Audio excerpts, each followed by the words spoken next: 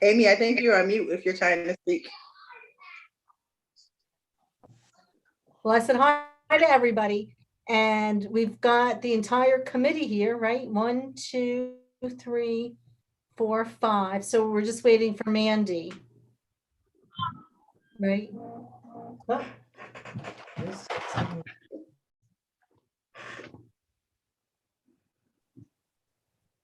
Oh. She's waiting to be let onto Zoom. She's in. Okay. Here she is. Thank you, Elisa. You're welcome.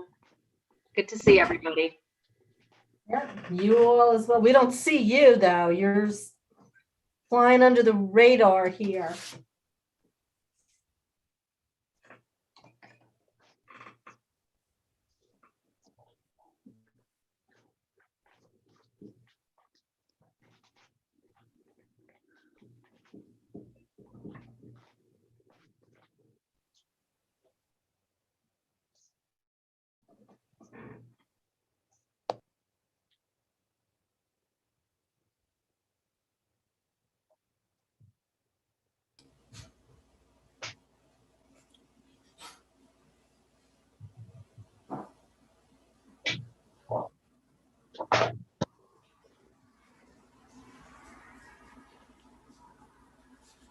Elisa, are you there?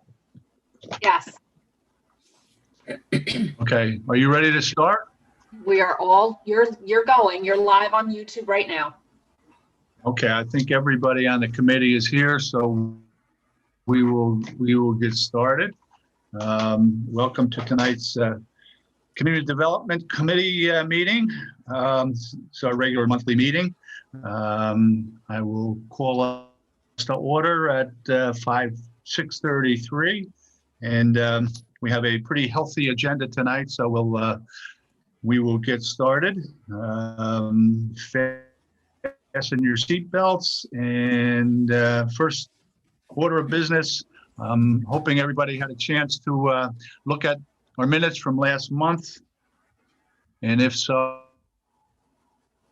I will take a motion to dispense with the reading and accept them as written. Motion by Jeffrey. Do I have a second? All right. Second from Doug Coop. All right. I don't see you, Doug. Are you on the phone? I'm here. Are you there? Oh, I there you second. are. Now I see you. All right. Right, second by Doug. All right. Everyone in favor? Raise your hand, raise your thumb. Anyone opposed? Okay. Motion carried. Okay, we have a couple new items on our new business tonight besides what was on your regular agenda. I don't know if you've had a chance to look at the additional new business we have. We have some correspondence for a couple projects that are looking for consideration. And then we have our list that we will be deliberating on. We've already had the hearing about that. We've spoken to people already about it. So tonight we will deliberate and hopefully come to some conclusions about allocating the funds. Before we get started, because this may have an effect on our voting tonight, there are 3 projects that were proposed by the mayor's office. Mandy, would you like to explain those? Sure. So let's go with the housing rehab one first.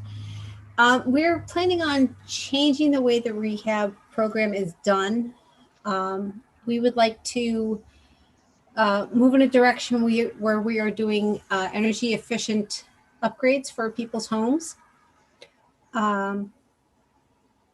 So we don't need as much funding for that. And as far as our 5-year comp plan is concerned, we are at least on target for what we've projected for the amount of houses that we would be able to help, or homeowners rather. The other thing is we have found that some of the housing rehab program projects that we do right now take a considerable amount of time. And that also kind of helps us from spending down the amount of money that we need to spend to keep with timeliness. Does anybody have any questions about that one before I move to the next one? You say you're not looking for much funding. That's $100,000, right? Yeah, well, considering you guys were given $250,000 before. Oh, okay. We're thinking that we could be able to help, upwards of 8 to 10 families, depending on the needs that they have. Are there any other questions about that before I go to the next one? Say that again. Were there any other, I'm sorry, were there any questions about the housing rehab before I move to the next one? Yeah, just let me just ask a question. I know these kind of came in rather late. Has everybody had a chance to look at the correspondence and the information about these projects? Yes, is anybody unfamiliar with what we're talking about? Not really. I'm on the fly on this. These did come in rather late. And I didn't pick them up to about 5:30 tonight. So they're all rather new. Right. Yeah, I think mine came in about 5:30 last night. So that's why I'm asking Mandy to, kind of brief us a little bit on those. All right. Yeah, So that would be helpful. yeah. So, all right, carry on, Mandy. Thank you. Okay. I just need to, so the other change that he would like to make is putting more money into the Midtown sewers. So the money that would not be used for the housing rehab would be put towards the sewers. It's more people are helped by doing the sewer project than just an individual for a home. And while we understand that that's important too, you can help a lot more people in an area with the amount of money. And then, I'm sorry, I'm actually on the wrong one here. And the other one is the Parks and Recreation for their programming. That was the only one that, excuse me, that came in that was under program as opposed to a capital project.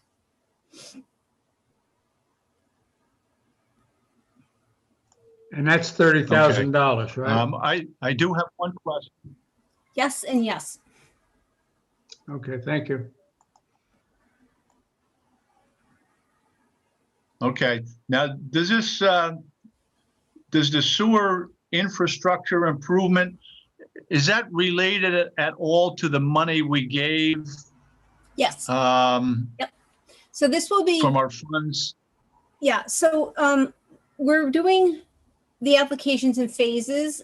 When you do it in phases, then if you have a block of a couple of streets that you can use it in, you can like Prospect, or I'm sorry, I don't know all the streets that are right there, but if there was an adjacent street that needed additional sewer work, you could move the money to that street.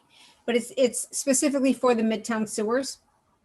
It's not like you could take this money and go up to Lucas Avenue or Pearl Street or any of those streets, or downtown. It's a Midtown sewers project. So he's looking to additionally add to the funding of the $500,000 that was already reallocated.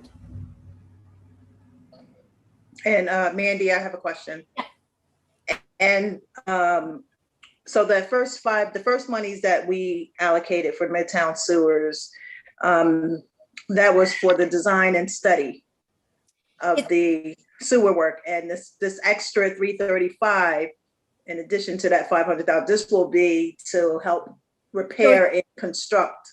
Well, so all part of the 500. So you have to design, and plan for before you can actually put a shovel in the ground. Correct. So part of the $500,000 is being used for the design of the work that needs to be done. The additional money will be used for the shovel in the ground. And then this money will also be for shovel in the ground. Okay. All right. Just wanted to, understand what it was, why more money was coming to this project. Just wanted to understand that. Any other questions? Okay, great. All right.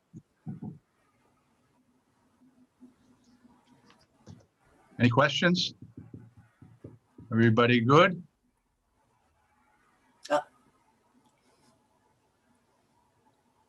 Okay. Yeah, All right. I just thought of Yeah, a question, Steve. There's one more. Sorry, Steve, All right, I had a go ahead. question. Yeah, the $30,000, that's. Jeffrey, go ahead. Sorry. Hi, Mandy. The $30,000 for Parks and Rec, that's going to go on. So that's requested as part of the 105 for programs, right? That's not out of the project monies. Right.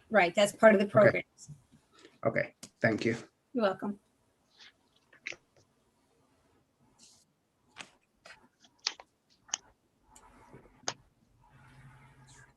Okay.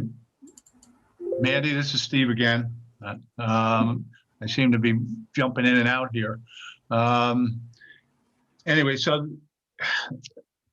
now I just want to make sure, is this money, is it going to be coming from our grant money now, or is this going to be money that we are spending down? This is not part of what we are currently spending down. This is 2021 funds. So we wouldn't actually get these funds until after July 1st. Okay. Because that's when the new fiscal So they year will, okay, just to make sure we're clear here. So if we say we want to do these projects, this will come off the total for our deliberations tonight, correct? Yes. So we're guesstimating at $700,000. Sometimes it's more, sometimes it's less. If it's more, it's not usually by much. So then we would proportionately, divide those funds up. I'm going to say as best we can, because you can't do more than 15% to go to programs. Okay. So if it's, if it comes out where there's more left than just what can go on the 15%, then it would go across the board for everybody.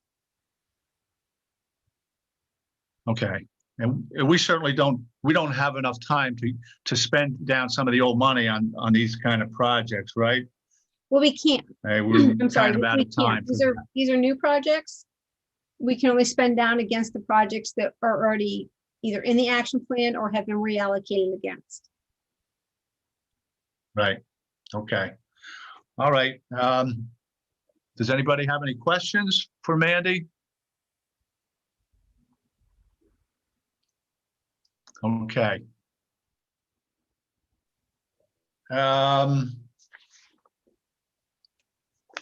Okay, so I guess we will get right to the task at hand, and that is to look at our requests and see what we can come up with now. So what do we, this is for Mandy, Amy, whoever wants to do the bookkeeping. So should we, if we include those two projects, what does that bring the total down to? Well, the public services for the city of Kingston, that's already in Amy's calculations. So at the end of the day, based off $700,000, we are off by about $50,861 for programs. All right, And then- so we still have 700,000. Well, it's 700 in total. Yes, It's 700 in total. So from that 700,000, 700 total, right? yeah. So from the $700,000, 20% of that would be used for the administration, which is 140. The Okay. housing rehab, we're asking for 100,000 as opposed to the usual 250. Mhm. Public service, the 15% max would be 105. And then the public facilities, which would be strictly sewer project, would be 355. Correct, Amy? Okay, 335, isn't it? Is it, she's For got- sewer? well, let's see if she. No, I think it's 355. She's got it at the top of the spreadsheet. 350, I have 750, 861, but my question, where does the 30,000 for Parks and Recs come into this? It's on her spreadsheet under public services. That's the RNC after school program? Yes, Oh, okay, all right. So everything's in there, okay, so it comes out to 750, 861, and we have to somehow trim that down to 700,000, right? yes. Okay, all right. Now, usually what we do, we discussed this before, I kind of appoint Amy chairman of the board, so to speak. We go down the list. If somebody has a number in mind, go right ahead, or we can, kind of, we do pretty good at arriving at a consensus without people really giving concrete numbers. So should we try that again, see how we make out? sure. How does everybody feel? Mandy? Yeah, Right with that, Mandy? Okay. All right, so let's start with the three easy ones, which would be admin, housing rehab, and public facilities. Do we want to max those out? 140 for admin, 100,000 for housing rehab, and 355 for the Midtown sewers. Why would we not have that? Why would we not go along with them? It's not up to me. I'm not allowed to have an opinion, Doug. Well, do you need $140,000 for administration? Yes, that is Mandy's, Arlene's, and my salary and benefits. And that And it's is, still that's 20%, right? Yes. Right, that's So the you- max. So you're saying that's non-negotiable by this committee, is that You right? guys want to do less, but We're not saying it's not negotiable. We're just saying that goes to reimburse the city for our pay. right. The 20, that represents the maximum we can take, right? Yes. 20%. Now, in the past, we have negotiated that amount down from 20% Well, for the or COVID something. round, we did. Yeah, it was just for the COVID round. Say that again, Normally, For the COVID rounds, we did, but the annual entitlement, we've always gotten the max. Sorry, Mandy, Okay. I didn't mean to no, no, cut no. you off. I mean, I think it's a good idea, to keep it. I mean, the city certainly needs the funds right now, or anytime. We always need funding. And, so, especially in these times, we talk about it every month at finance. John Toohey appears and tells us, state of things, which is not as bad as it could be, but certainly, we have an opportunity to take money that's being given by the federal government and apply it for city use. I think it's good policy. But again, differences of opinion. So So we leave do that we where want it to is for the start moment. with that? Yeah, leave it where it is for the moment. I couldn't hear you, Doug. All right, let's leave it there. Okay, Right, so housing rehab, 100,000 is what the application had requested. Say that again, Amy? The housing rehab was, the request was for $100,000 for housing rehab. Right.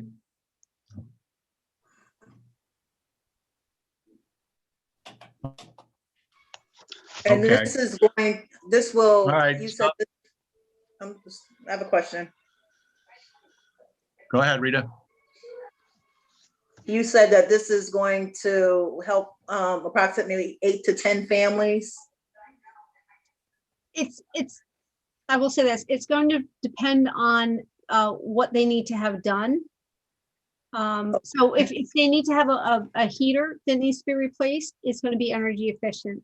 A boiler, energy efficient. So it's kind of going to depend. I would say we could help upwards of at least 8 families. Okay, and this is going to be, I'm assuming, like an application process? Yes, we will be revamping an application that's a little bit different than the one that we currently have. So it specifically speaks to the needs of the energy efficiency. The other thing is we would be working with NYSERDA, who comes in and they do, energy efficiency.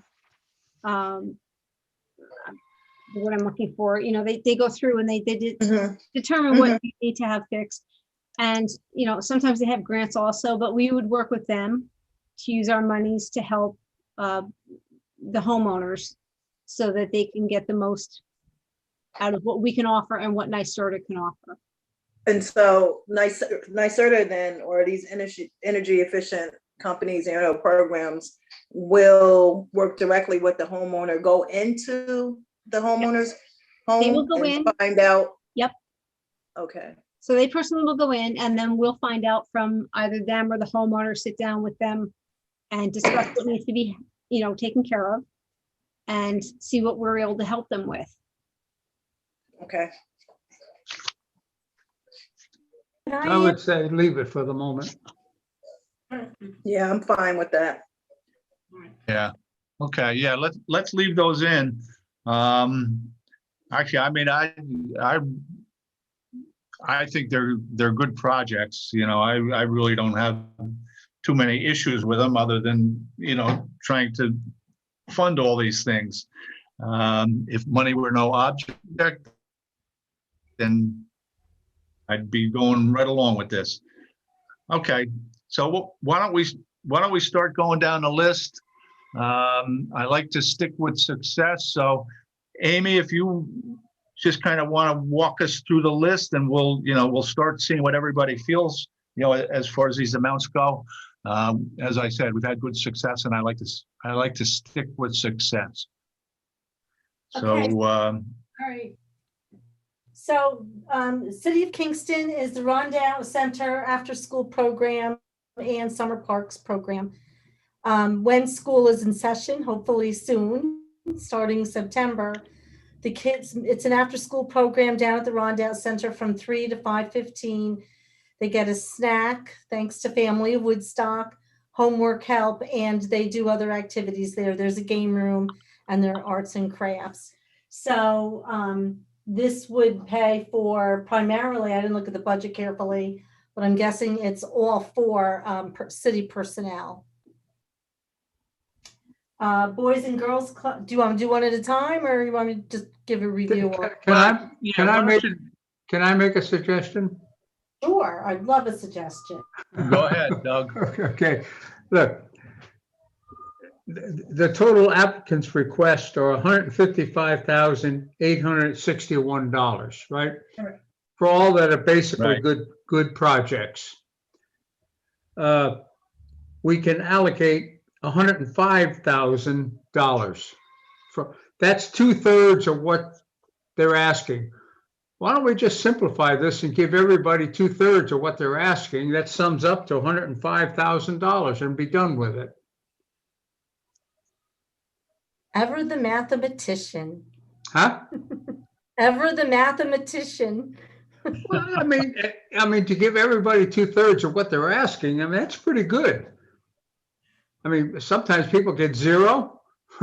Yeah. These are all good projects, and we could argue for hours on this. Let's just give them 2/3, and that will all add up to $105,000, and we're done with public services. Instead of spending an hour on 9 projects, taking from one and give to the other. Because I think they're all pretty good projects. And I think giving everyone 2/3, I don't think that's so bad. Other than that, you have to take from one and give to the other. And that's where it gets sticky and messy. No. Right, do you want me, I just did, do you want me to tell you how much it would be for each if we were to do that method? Yeah, why don't you do that, Amy? Yeah, That'd be I great. mean, you just All take the right. ratio of 105 to 155.861, which is just about 2/3. Yeah, I did 0.67. Do you want me to be more accurate? Yeah, 0.6. I have a question before we go on. I like that strategy, Doug. My only question would be, are we sure that all the programs would be able to go through with the program for that? You know, sometimes some programs can't do it for less. Sometimes some programs can. Yeah, I understand what you're saying, Jeffrey, but you know, that often happens when you cut them from 100% down to 25%. Right. You know, you're cutting them by 1/3, and I can't believe the project can't be sustained at that level. I mean, we only have so much money. There's only so much we can do. They're all good projects. Let's give them 2/3. We're done. And truthfully, we're gonna have that same question no matter how we do it. If we go down item by item and take 10,000 from you know, whatever, the kitchen club, we still don't know if somebody's going to say, well, if you take 10,000 off of that, I can't do it. So, you know, we really don't have an answer to that question. You know, somebody may say, you know, if we do it this way, you know, so ultimately someone may call and say, I just can't do it for that amount. But, you know, if we do it another way, you know, somebody's going to take a bigger bite than somebody else, and it might really affect them. So, you know, we're really not going to be able to answer that question tonight. I can't believe these programs can't survive, go ahead I don't with know. 2/3. They'll find a way. That's my input anyway. Okay. And I think it looks like the majority of these programs have been in existence. I don't see a lot of brand new programs here. I mean, you know, they're kind of offshoots of other programs. So I think Patrick had his hand I don't up. know. Anybody have any other thoughts? I mean, I think we're not going to know. No matter which way we do it, we're still going to have that question. Right, you'll never know. I bet if you ask every person, every representative of that program, can you live if we give you 2/3 of what you ask for? I bet you they'd all say yes. Because the risk would be to have less than 2/3. Well, that's the problem. If we do it another way, somebody's really gonna, we're gonna get down and somebody's gonna take a really big bite. That's right. Obviously, It's a if we do it wonderful a different way, somebody's gonna come out. Yeah. So how's everybody feeling about this? Anybody want to give some feedback on what you think? Steve? Yep, go ahead, Patrick. I Go ahead. did I see in the mayor's proposal that he eliminated 3 programs? Gave them 0 funds? That's not for this. That's the COVID. That's the COVID. That's cool. Yeah, I'm sorry. I'm new. We're going to be doing the COVID funding next. All right, I'm new here. I'm just trying to feel it out, figure out what's going on. Thank you. Steve? All right. I think is he frozen?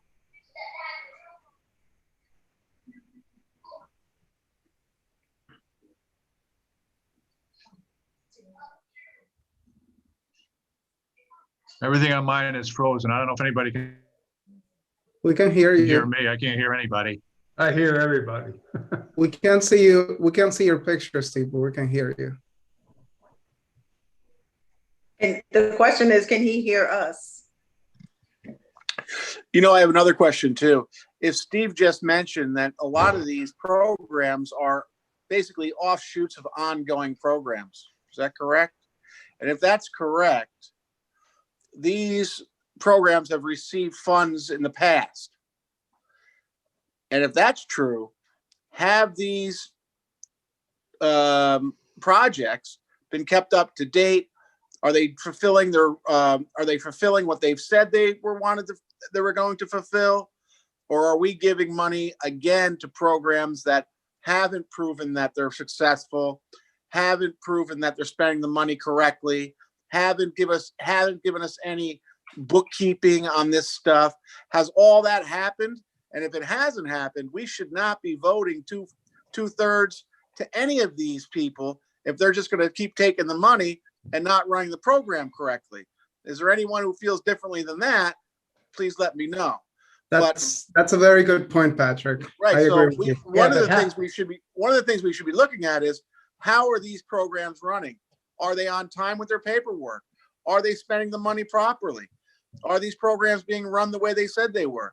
And if they're not, please, let's not give them another $30,000 or $50,000 to go ahead and do that again. Are we able to answer that question though? My question. I think Amy, Mandy, I think they definitely can answer that question. And to piggyback on Pat, also we have to, we got to see how beneficial these programs really are to the young people that they're serving. And so for us to just say, let's blanket, a certain 2/3 for expediency, I think that we may not be doing our jobs then. That's my input. Well, my only point is they're all good programs. You read down every one of them. Yeah. Good idea, great idea, great for the community. And, they're all operating on a shoestring.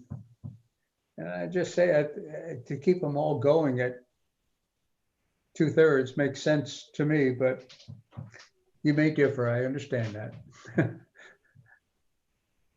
Well, I just wanted to raise something like a program like TransArt is looking to create a stipend for 2 youth, while other programs are looking to support a larger group of people. And so there are just some sort of fundamental differences between like starting the education program at People's Place for more, health and wellness training versus a stipend for 2 youth.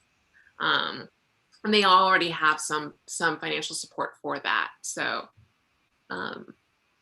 there's a difference in impact. Yeah. Now, One way or another, this is going to come out to $105,000. That's for sure, right? We have to do that. yeah, So you got to take from Peter to give to Mary somehow. And I don't know how you're going to do that. now I want to back up just to kind of address Rita's concerns, and of course, their concerns every year.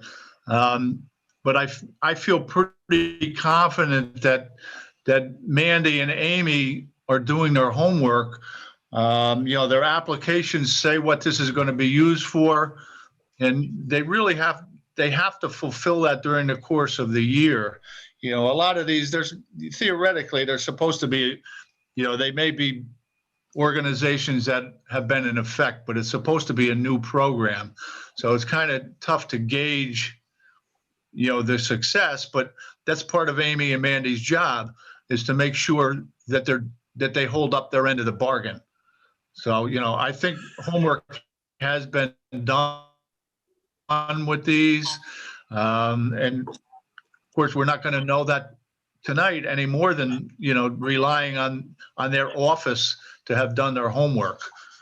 So, I don't think we want to start calling people up at this late date and say, have you been doing this? I think that's been done all along. Jeffrey, you have a question? Yeah, but I do think Mandy and Amy could answer. Go ahead, Jeffrey.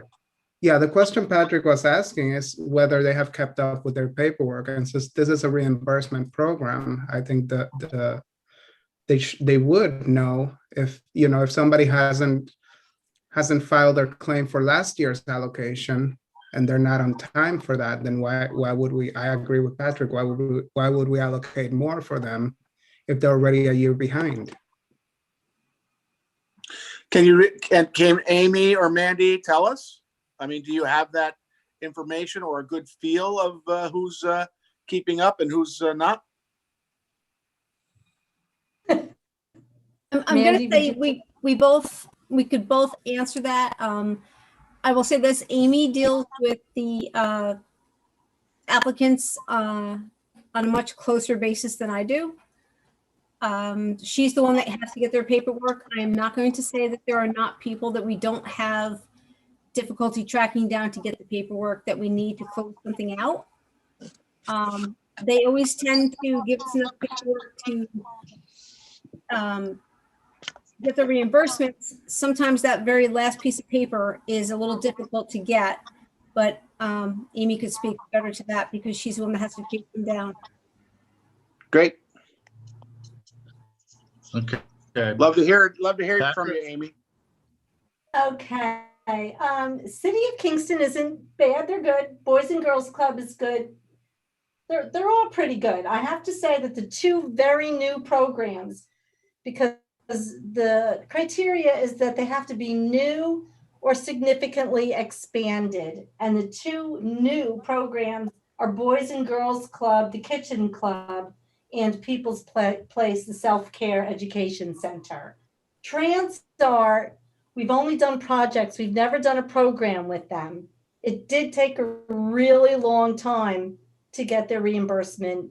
I don't know that it was necessarily their fault. It's a historic preservation and they had difficulty finding somebody to do it. So I cannot speak of that. Sunrays was a little difficult. We got it in. Read and Write, she's pretty good. Midtown Arts is good. That's a relatively new program. Legal Services is very good as well. And it's kind of the same thing, representing people in court. How many different things can you do for legal services? But this is a more targeted population. We do not do a lot for seniors. So the big thing is it new or a significantly expanded program? And Read and Write is pretty much the same thing. Family of Woodstock, I think it was predominantly an expansion of the food program. They cook, in the commercial kitchen that we paid for at the Hodge Center, and it goes to Boys and Girls Club, Rondout Center, CCE, and so. Amy, I think you might have missed what they're running, but the same people or groups of people, are we comfortable giving them more money if they haven't fulfilled their requirements? And now the requirements probably are getting in their paperwork, spending the money, and proving that they have spent it properly. Is that correct? Yes, but I am tenacious and they absolutely have to. Timeliness, it can be a concern. My only issue is Transart, I have to say. But as I said, that was a project. If, I don't know. You don't like that question. You don't like that question. You don't like that Amy, question, do you? I can see you don't like that question, Amy. Amy, Yes. question. So Transart, you said that was for, because Transart, this is the first time that they're coming to us with a program. So Correct. the first time they came to us was for a project, and I think we funded them twice, right, for a couple of projects. Yes, right. Okay, and so all right. And the Okay. first one, it was very, very late. We just finished paying them out recently, and I think it was in 2018. But it was for the windows, and sadly, they had gone out to bid, and I think twice they got bids back that were way larger than their budget. So it really took a long time. So it wasn't necessarily their fault. And so how does the lateness of the reimbursements, how does that affect this whole process? Other than we just don't get our money back in time? Is that how? There are a couple of things. One thing that can happen is, as you know, we have a timeliness issue, and it's for some old projects and some old programs. But what oftentimes happens is they send it to me well after the end of the year, and it doesn't comport with the budget. And, you really should, you can't last minute and say, oh, by the way, I'm sorry, I didn't spend all of this on materials and supplies. Can I have it here first? And now I'm trying to juggle things around. I want people to get all of their money. Right. It's a when they don't. It's more paperwork for Mandy to, rearrange things and take, $30 off of somebody because they didn't submit the right documents. And sometimes, I had somebody recently, actually I've had two people last year who lost receipts. They didn't get their full amount of money, and it was so late that they just didn't get their full allocation. So it's, I make sure I have everything legally. They don't get any money if they don't, but it can be problematic and time consuming if they're not good with their paperwork. Okay. So I had one she couldn't fulfill her program, and it's basically because she couldn't do all the people that she said she would. Her reimbursement comes out to $800 a person. It's like, that's kind of a lot of money, and so now what do? I have to negotiate. It's like, but you told me it was going to be X dollars a person, and now it's X plus a lot. Right. And so that also affects whether the project then gets completed or not, then, right? Correct. And as I said, sometimes, I feel that if the year ends, because the year ends on June 30th, you should be able to, in my opinion, you should be able to get me all of your paperwork 1 month later. Mandy is required by HUD to submit what we call a CAPER, and it's consolidated annual, I don't know, Mandy can tell you, I used to know.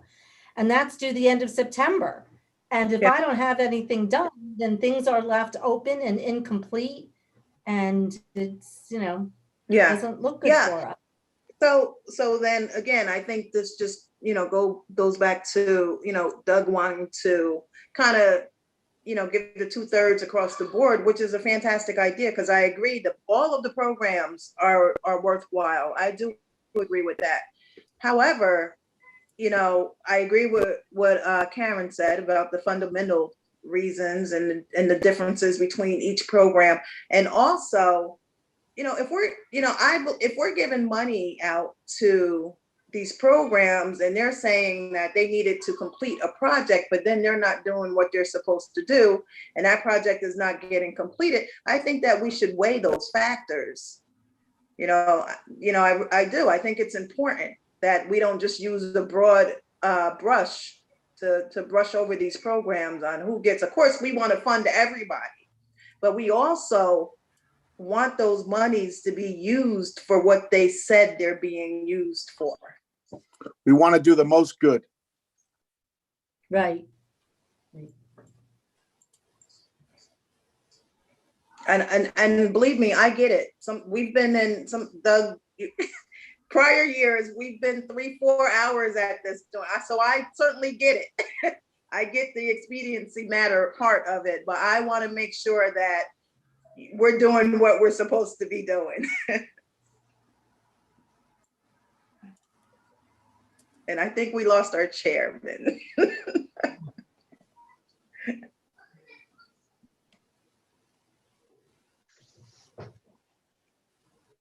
Yeah, we lost Steve. Is he that upset? Okay, with can us? you hear me now? I kind of bounce in and out.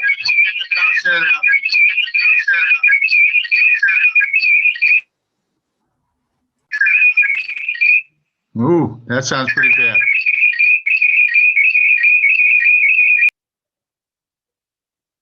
I don't know, maybe he goes out again.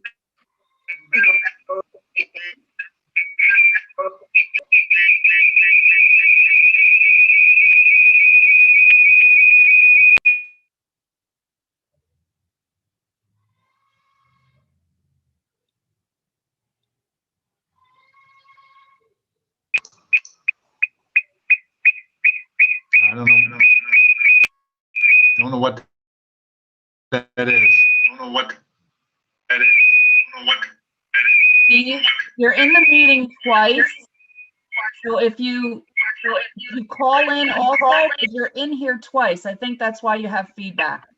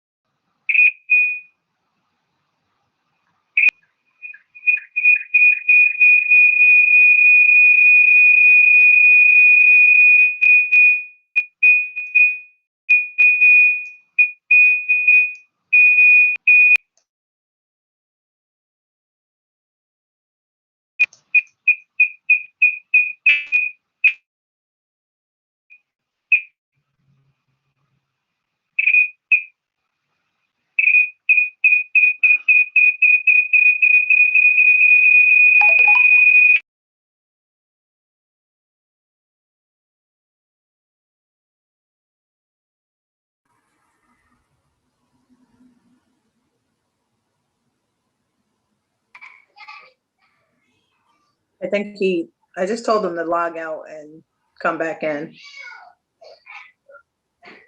I don't know if he's Looks like on. he got disconnected. Did he get it?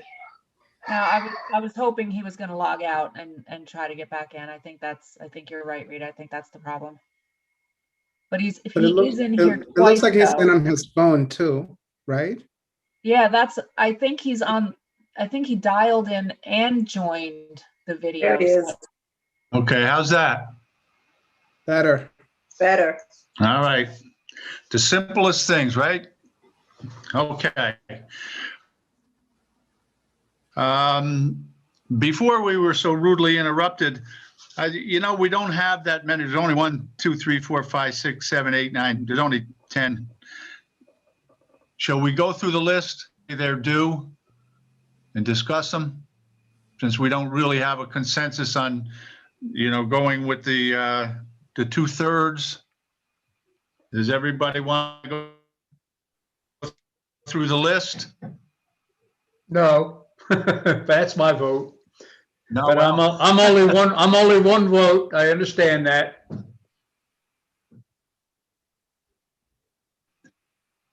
all right, Rita, Jeffrey, Patrick, how you feel?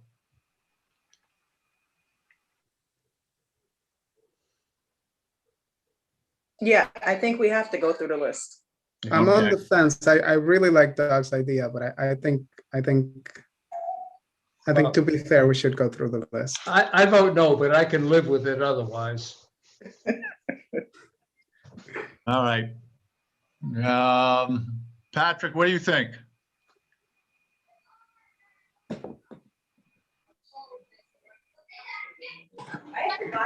I agree with Jeffrey. Go through the list. I'm new to this, so it would be nice if you went through the list for me. That'd be great. Okay. All right. Why don't we do that? All right, Amy, you want to be the list taker?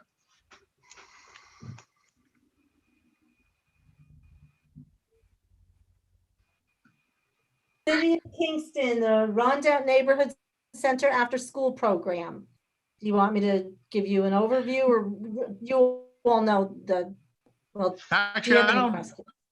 really think you don't have to do an overview unless if somebody wants an overview, then we'll do it. Otherwise, let's just start jumping in and,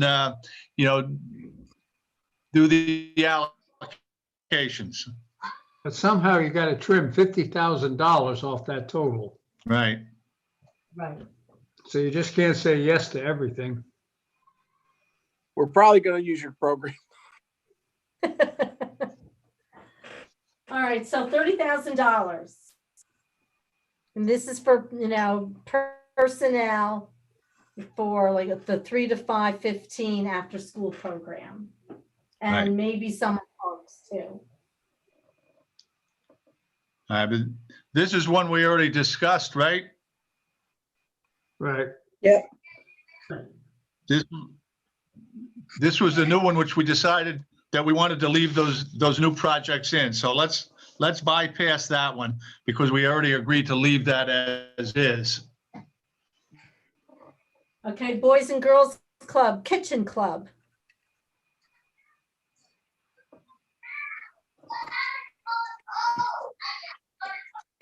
And they're 18,750. 18,750. Yes. Yeah.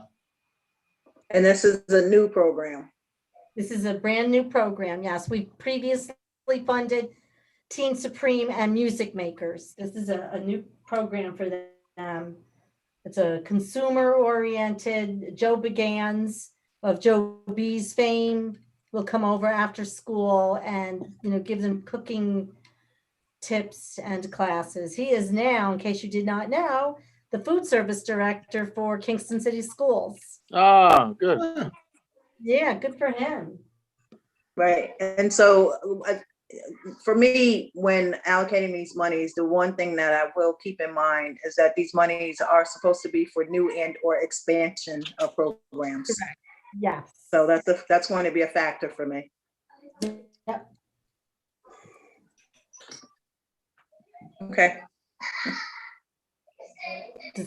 You want to throw out a number or? Yeah, I'm gonna throw out 15,000. That's what I had. Okay. Family of Woodstock, Hodge Center Children's Program. I've had multiple conversations with him. Because of COVID, and more daytime programs now being conducted at the Hodge, CCE, and the Rondout Neighborhood Center, and more homelessness at city residents now at hotels, motels that are outside the city of Kingston, but they were formerly City of Kingston residents, they have now had to amp up their cooking, Okay. food service.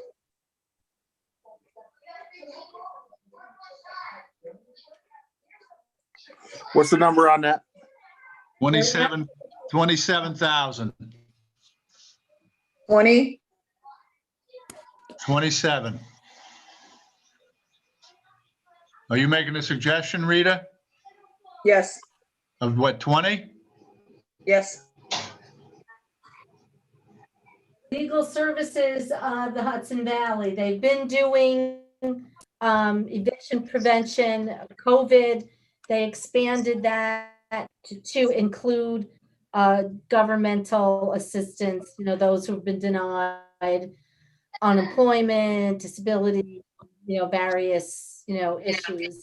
And this is now targeted toward more seniors to keep them in their homes. And the eviction moratorium, as of now, will expire May 1st. So starting July 1, that eviction moratorium will no longer be in effect. The number? They are Yes. asking for 20,000. 1,000.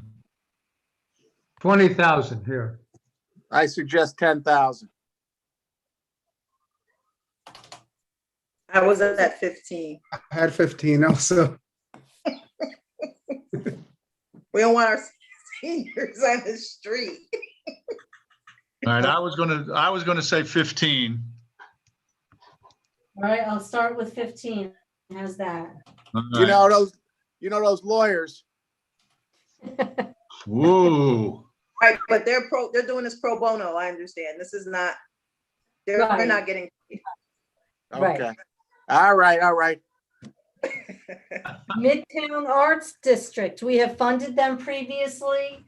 They have now expanded the program to include portfolio management and organization, as well as some other arty things. Okay, so this is pretty much a new program. I was pretty impressed with the presentation about, putting together a portfolio and things like that. I know I went through that myself.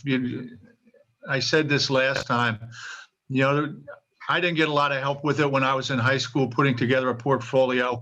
And, I think it's nice that you have an outsider, helping some of these kids, because there's a lot of art students in that high school, and unless times have changed, there really wasn't a lot of art teachers.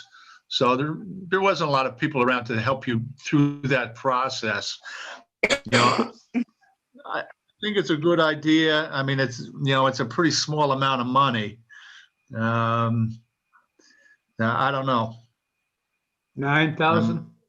I was at I mean, 9 it's for that one. only 11,000.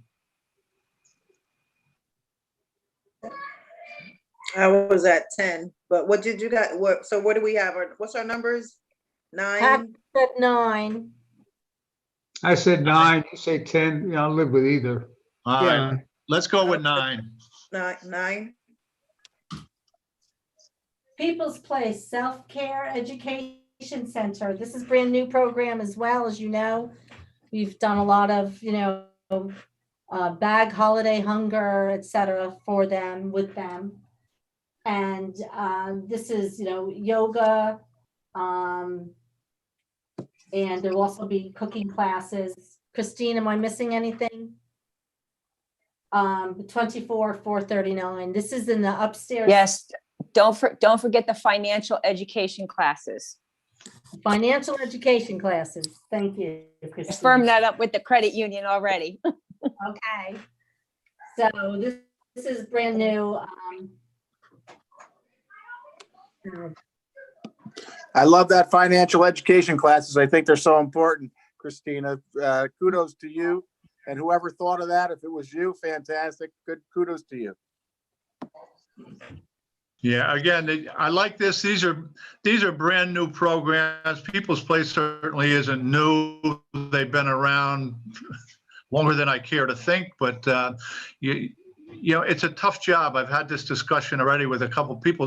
This is really tough to come up with new programming every year that's relevant, and you know, especially in these times. And you know, this is one of those cases. This is a new program that I think is going to be very, very beneficial. You know, here's an organization that kind of speaks for itself. You know, they do their homework. You know, they follow through on everything they are required to do. You know, I don't want to, show favoritism here, but I think they are, I keep calling the poster child for community help. Yeah. But, they walk the walk, they talk the talk, they do everything to help this community. They knock themselves out, with the COVID, and this is kind of an offshoot to that too. That affected everybody. And, here's a chance, to go and get some help, figuring out how to move forward through all this. So, what does everybody think? What's the number? The number? Well, they're I'd asking, like 24,439. I'd like to leave that number where it is right now. People's Place, the foundation is there. If we can look to any program for success, it's the People's Place. And not only that, I love the yoga and the health and wellness part of the program, especially with this pandemic. I think I might need it myself. You going over there, Rita? I'm sorry. You gonna go over there? I Take some may, yoga? because it's been such a trying time, and we've somehow neglected the mental health and wellness part of this pandemic and the effect that it has played on so many people, including myself. You're And always so- welcome. Thank you. And so, I mean, we can come back to it. That's my thoughts on it. If we could leave that number where it is right now, and then if we have to come back to it and shave off, then maybe so. My thoughts. Okay, I'm good with that. I'd like to see that stay. So why don't we leave it for now? See how we do going down. Read and write program, 15,000. We have funded her previously. In the summertime, she's at the Rondout Neighborhood Center. During the school year, she is at home. And currently, she is also assisted for COVID, which is completely different. I don't know that this is a new program. I think she said that she's going to teach different things. But Yeah, I thought I read, because that was one of the questions that was put out to Teresa, and I believe she came back with saying that she wanted to do some financial health and wealth programs as well, when the question was put out to her. right. Rita, have you seen this program in operation? I've witnessed Read and Write, yes. How you like it? Well, I'd be a little biased, Pat. I've taught the Read and Write program. I was one of the teachers, and I've definitely seen the benefits of the program. I've seen kids that have come to that program who could not read at all, and by the time they left the program, they were reading. Oh And God, so Rita. It definitely Give me is chills. beneficial. Give me chills. Yeah, it's beneficial. Teresa does a good job with the kids, That's so good. and it's working. It's working. That's nice. That's nice. Thank you. Yeah. I really like the program also. I mean, I think it's, it's probably one of the most necessary programs in terms of serving our children. My only concern is that if it's not technically a new program, would we not be complying with HUD by funding it? Right. Yeah, that was going to be my concern, because the answer was a little bit, I'm still a little bit confused about the answer we got. Yeah, it really doesn't seem like a new program. It's been around for a while. And I think Teresa said, I forget what the number was, but it's a substantial number of years this has been going on. And I'm not sure that I really understood, what was new about this request. So, I think, in the spirit of it, it's supposed to be, something brand new. I don't quite understand if that this is. How did you guys see that? Well, Steve, every book is a new adventure. Well, I guess you could say that. And he just did. Yeah, I'm not totally against not funding the program. It is an important program. And again, I don't know if we could. I guess we already did reach out to Teresa though, right? And if you guys read her response, she did put some new elements in there. Is it a program? Then I guess that's up for all of us to determine. But my question then would be, is this funding only paying for the new elements? Because I think that's the HUD requirement that we didn't know about before, that it's a new requirement. I'm not sure.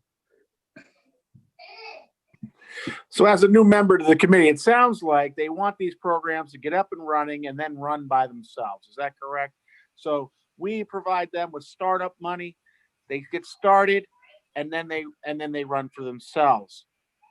Some of these programs are very tough to run if they don't have other funding, it's almost like they run the program for 1 year and then it's over because no one else is going to fund them. Very difficult. And I'll just interject real quick as someone who started programs that needed funding. When you receive support when you receive a grant or receive support for, your nonprofit or for your program, it's much easier for you to apply to private, organizations that support nonprofits or that will give different grants. So sometimes it's kind of when you have a beginning venture, it's sort of like a vote of confidence into that program, and then you can attract further funding. So that also is something that our allocations can do for some of these programs. All right. I mean, she barely survives on the 15. I could say I know that. Yeah. I mean, it would be heartbreaking if we had to say no, especially to this program. But yeah, that's why I'm torn, because I'm just not, with this requirement from HUD, I'm not sure if this one meets that.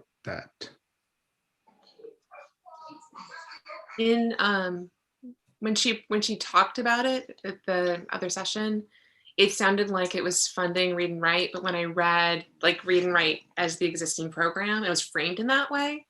And even when you look at the writing of the response, it's sort of thank you for asking about our 27th year of programs, but so it still feels like the Read and Write. But then we see actually a very distinctive program that feels different. And so I'm wondering if some of it's just a framing issue in the writing, where she's still framing it within Read and Write as that organization and the work that they do, but that there is because the financial education and the things that she has planned and those intentions feel like new programming from my understanding of Read and Write. Right. Thank you for that. It sounds like I'd fully fund her.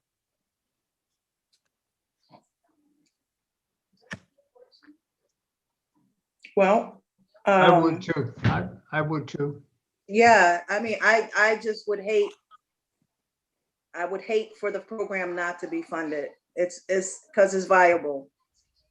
It's a program that has been in existence for over 20 years. So there is a foundation there. 20 years, really? Yes. Wow. You know what? It seems like we need to help this woman find alternative avenues for income.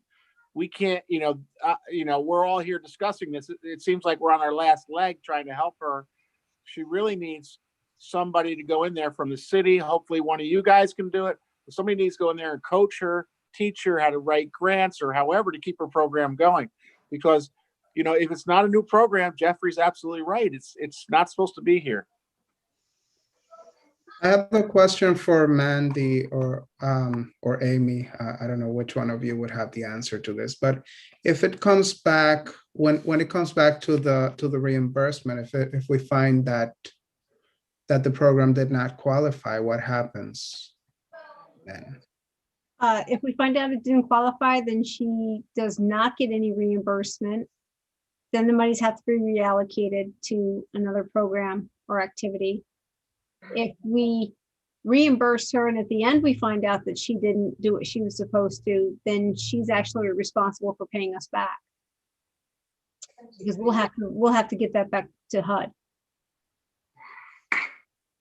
It would be difficult to determine what elements, unless she's on a schedule, like Mondays is the financial, education. Tuesdays is STEM. I don't know how she has it structured. So Well, I think you had said something about funding, a portion, the new elements of it. It isn't significantly expanded. Significantly expanded can also mean, and then we can only pay for that expansion. So if we had previously funded a program that had 60 participants and now it's up to 90, we can only fund those additional 30. Okay. Yeah. What I'm reading in her latest response is that they're expanding to the 3 locations, that they're adding in the snack shack at all of those locations.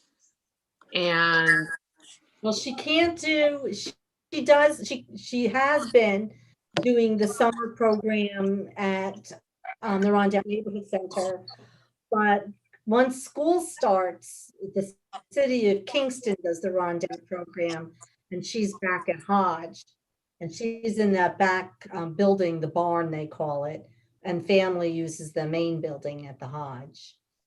What was the third location? Can you remind me? Energy Square. Oh, so she's with CCE. So how about we, let me just look quickly through the budget. How about we determine what the new arm of the program is and fund that? How do we do that, Amy or Mandy? Let me scrutinize and see if I can parse it out. And while you're doing that, I see Cassandra Dassey joined us. You have any thoughts? You're part of the advisory board. Do you have any thoughts on this one?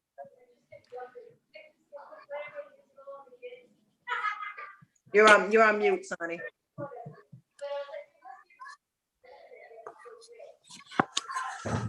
You're on mute. He's still on mute. Connie, you're Cassandra, muted. you're on mute. Unmute. Sorry, I thought I There did. we Can you hear me? go. Yep. I think I double hit it.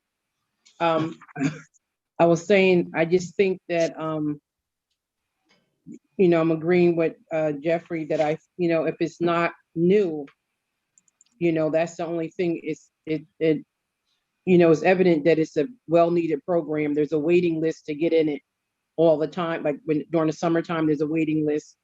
And I know with this year with COVID, there was a waiting list to get in it. So it's not like it's not needed.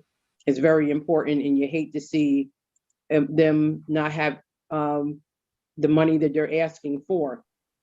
So legally, you have to make sure it's something that's new. So if it's just the way she's wording it, to make it, qualify, I would say give it to her. Is this? I think it's the way it's worded. She knows that it has to be something new. You know, she's been down this road before, so I think it may just be with the wording, but it's definitely needed, you know. She never comes in asking for a ridiculous amount, you know. So, but the increase, because it's from 60 to 90 now, so of course there's more people, so you have to kind of add new things to it, even if it's more supplies or trying to figure out a space or, you know, how to do it. Is this, you just got to figure out the legal part of it as far as getting the money from HUD. That last year they got $9,500, if that's helpful. And last year that was for 60, so now they're up to 90. Mhm. Yeah, So, so She's including, you know, the COVID program, you know, when she's at Energy Square and at the Hodge.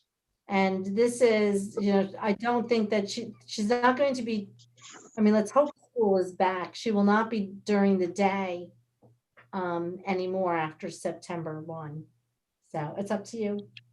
so if she got 60 last year, if she got 9,095 last year for 60, now she's asking 15 for 90. So how about we meet somewhere in the middle and do, how Or about we would only then, but then we would only pay for those additional 30. exactly. So how about we do we subtract the whole 95 from that and do 6. 6,600? No, 6,000.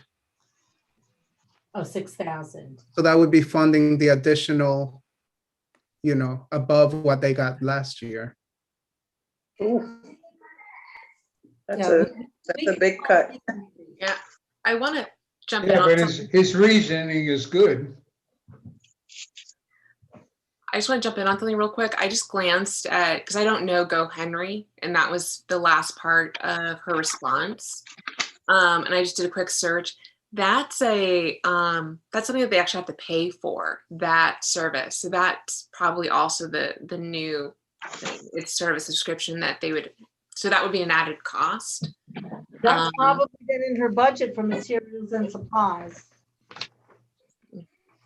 I also want to just remind us too that Read and Write comes to us every year asking for an amount, a specific amount, and they have never gotten a full ask from us. Nobody does. Well, that's not true. Over the years, that hasn't been true. Yeah, We there are always cut her down. I'm sorry. Some programs we've given them the full ask. Yeah, but, all right. Yeah, I mean, I'm not questioning the validity of the program. I think it's a well-deserved. I'm just, you know, would we be breaking the HUD guidelines by fully funding it when part of the program, at least, I know there's new elements to the program, but we shouldn't be funding the parts that are already existing. Right. I understand. Just do the expansion portion plus materials and supplies. I know it seems like very little, and I don't disagree with Rita, but to prorate, you know, for 60 students at 9,500 and 90 students, it would be for the 30 additional would be 4,750 for the expanded portion, and then, you know, the materials and supplies another 1,000. But that seems very little compared with what she's asking. And that would be for the new element of the program. Right. And then she also right may have, now, she may 3,000 also in have to add another personnel because of the amount of children. Right, but we can only pay for the expanded portion legally. So right now you have $21,000 left. You're at 83,000. I mean, we can put in the full amount if you want and see, but. Well, again, we have to make sure that we're following the guidelines, right? Yes. Could Yeah. do Doug's 2/3. Yeah. So what does the 2/3 come to, Amy? $10,105. How much? $10,105. I don't know, Mandy, do you want to, do you have anything to? Anything to add? Yes. No, I mean, you guys have covered everything. It's, we can only do programs that are expanded or completely different. And just so everybody knows, I mean, like Patrick, I know he's new to this. The aspect of the seed funding is, it's not a new thing. It's just something that's never been followed before, which gets us in trouble. And our HUD rep actually came and spoke to a lot of the members that actually showed up in the meeting to explain that it's a seed money thing to get people started. Yes, we've funded some programs year after year after year, whether it's been fully, and there have been fully funded ones or non-fully funded ones, but it's always been the same programs that have come before us. And especially being under scrutiny, we know that everything that we do is being seen under a watchful eye. So, yeah, I mean, so again, everything you guys spoke about was completely true. It's, you have to have a newer expanded program. Yes, it's difficult for programs to work with a lower or lesser amount of funding. But again, they're HUD guidelines, and that's not something that we can change. Right. So I have a question, Mandy. You said we're being watched with very carefully now because we haven't followed the guidelines before. Are we at risk of just losing all the funding if we're found not to be, they came and told us now, and if we're still not following that? Well, I mean, a lot of things, whether they have been done right or wrong for a period of time, eventually, I mean, I look at it this way, eventually everything catches up to you, right? I mean, if you're doing something that's wrong, at some point it'll catch up to you. I've always said that it's supposed to be seed money, but that kind of fell on deaf ears. And then when HUD came in and said to everybody, hey, this is only supposed to be seed money, then it was like, oh, okay. Well, I mean, so it's something that's always been there. It just hasn't always been followed. And I just feel that, especially since HUD came and made everybody aware that we can't say we didn't know anymore. Right. And the other difficult thing is with the council, you guys change every couple of years, somebody else comes in, or if you decide you don't want to be on the committee anymore, we get somebody else. It's not an easy program to learn. So to have to try to, educate everybody on what the do's and don'ts are, it gets to be a little challenging, but I mean, you guys have been great. You've been willing to listen and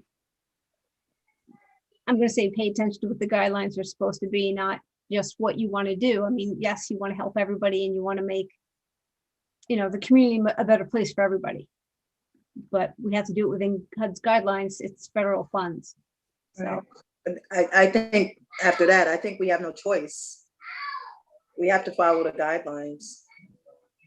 It would be a shame. And these monies, the fact that we get these monies every year, is a big deal. And for us to not stay within the guidelines or requirements, I think we would be doing a disservice to the benefits that we get from having these monies.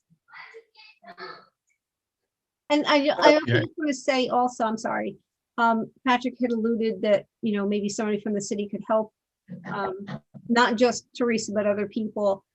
Amy spends an exorbitant amount of time working with the applicants to try to help them. So when she sees something that comes in and she thinks she can help them make their application better, she goes out of her way to try to help them to make their application better.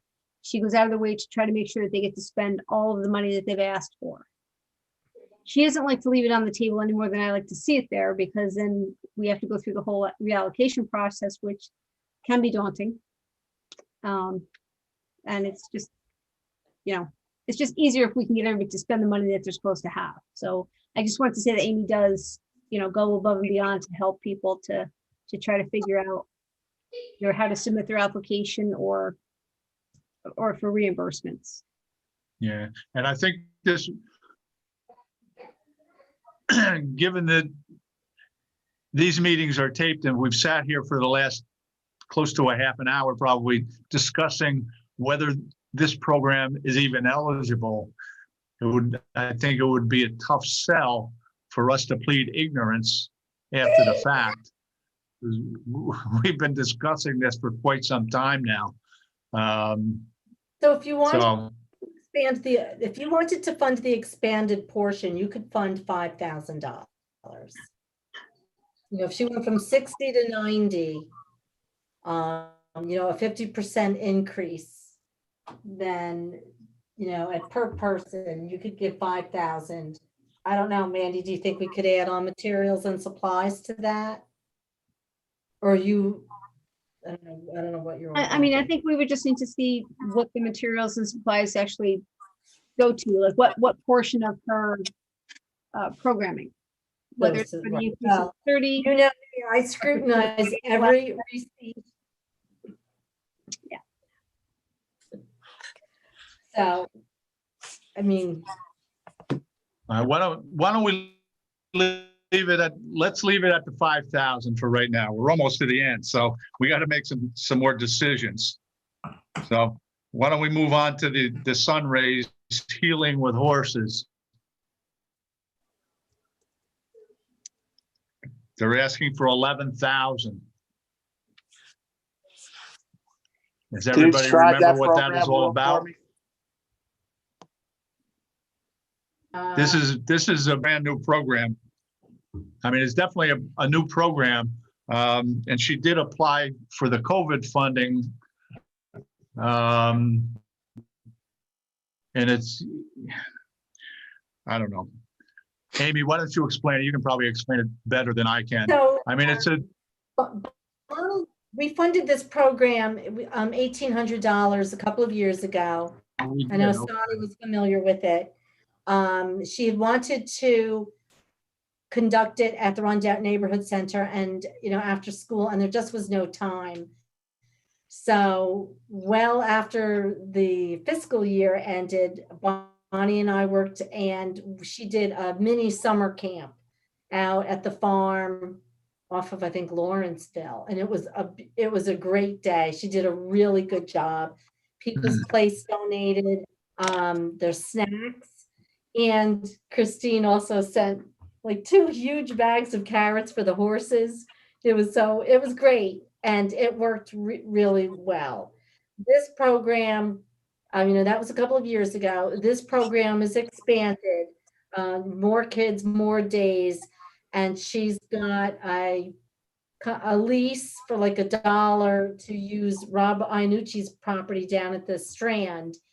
And she was initially going to use the water from the church there, but instead she would rent a water tank or purchase a water tank. And, it's going to be predominantly for the kids in the area, but it's healing with horses. It's like equine therapy. okay. I don't know if she's a therapist. I don't recall us funding this before. So what makes this new? We did. We gave them $1,800, I think. Yeah. That was funded, I think, in 2018, maybe 19. So Amy, you're saying it was a 1-day program of several children? What she did was like a 1 week, and she had different kids every day come out to the farm. They had to get their own transportation because we tried to do it in the city of Kingston, but we could not find a suitable location. But now she's found one. Right. And so she had like no more than 6 kids per day. And so there was an art table, and then other kids, and there were drums, and then she had other kids on the horses. They she taught them a little bit of grooming and let them, go on horses, and she just led them around the ring. So, I mean, it isn't completely new, but I think the structure of it, the times. It's a new twist to it. Okay. So What's the number she wants? 11,000. Hold on, I was trying to find out what year she was. 272. 11,272. I recommend $2,000. 2,000? 2,000. Okay. And Amy, you said that the kids have to provide their own transportation? Well, when it was out at the town of Ulster, yes. If it was down at the Strand, it may not be such a hardship for them. Okay. Yeah, Amy, I think it was 2019, and I think it was part of the Rondout funding. Oh, right. Programming? Yeah. No, that was CDBG funding. Okay. I'm pretty sure because I remember, let me see, you said 2019? Yeah, it was CDBG funding, 2019, $1,800. I'm not suggesting any particular, I am can you hear me? We can hear you. Okay, I'm not suggesting any particular amount, but I just wanted to say, it is, she did add a little bit more twist, so it is more, some new things in there. It's gonna be right on the Strand. It's right down the street from the,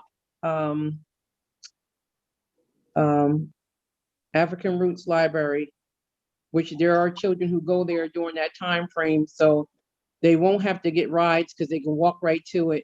They also will be using, once it gets done, because they're working on right now the Raquel Knox Park, which that's also going to be used at some point once that gets finished. So that will make things that's going to be happening down that area actually work. I think it's going to be a plus.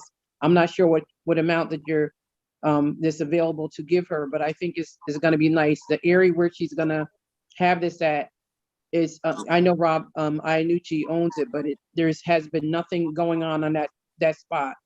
It's right on the corner of, I think it's Sycamore and the Strand. And like I said, nothing goes on. And then there's people walking by on the rail trail there. This will be a plus to have this program.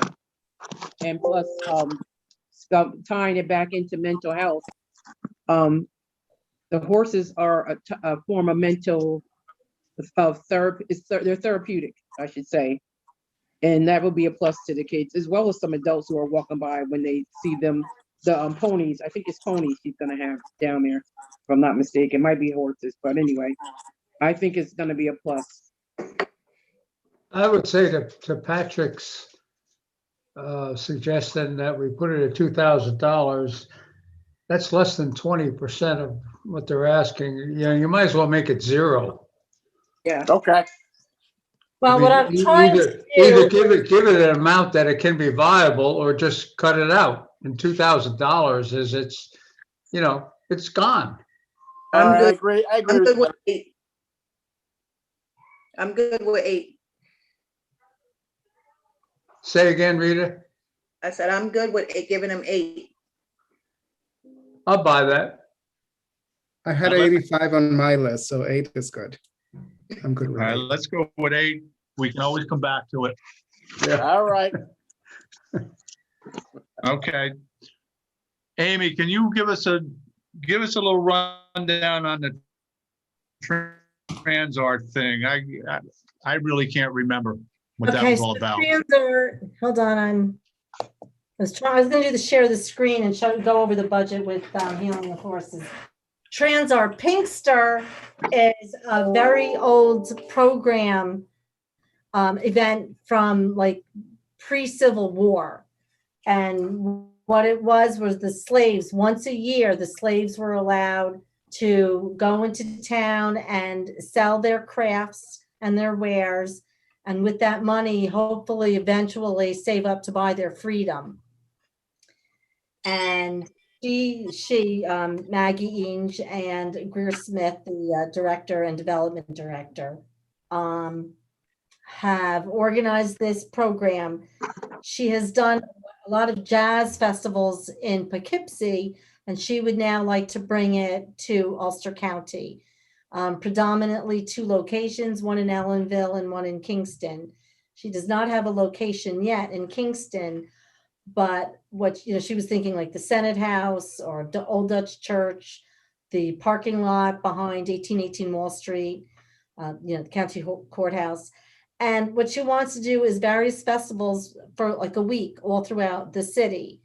And this funding would be an internship for, I think, 2 low to moderate income students from the city of Kingston to teach them how to put on an event, organize, you know, spreadsheets, emails, and work to secure, you know, the entertainment, book the booths, et cetera, et cetera. So the emphasis is on, you know, a somewhat, I don't want to say, you know, the entertainment industry, but job development, job training.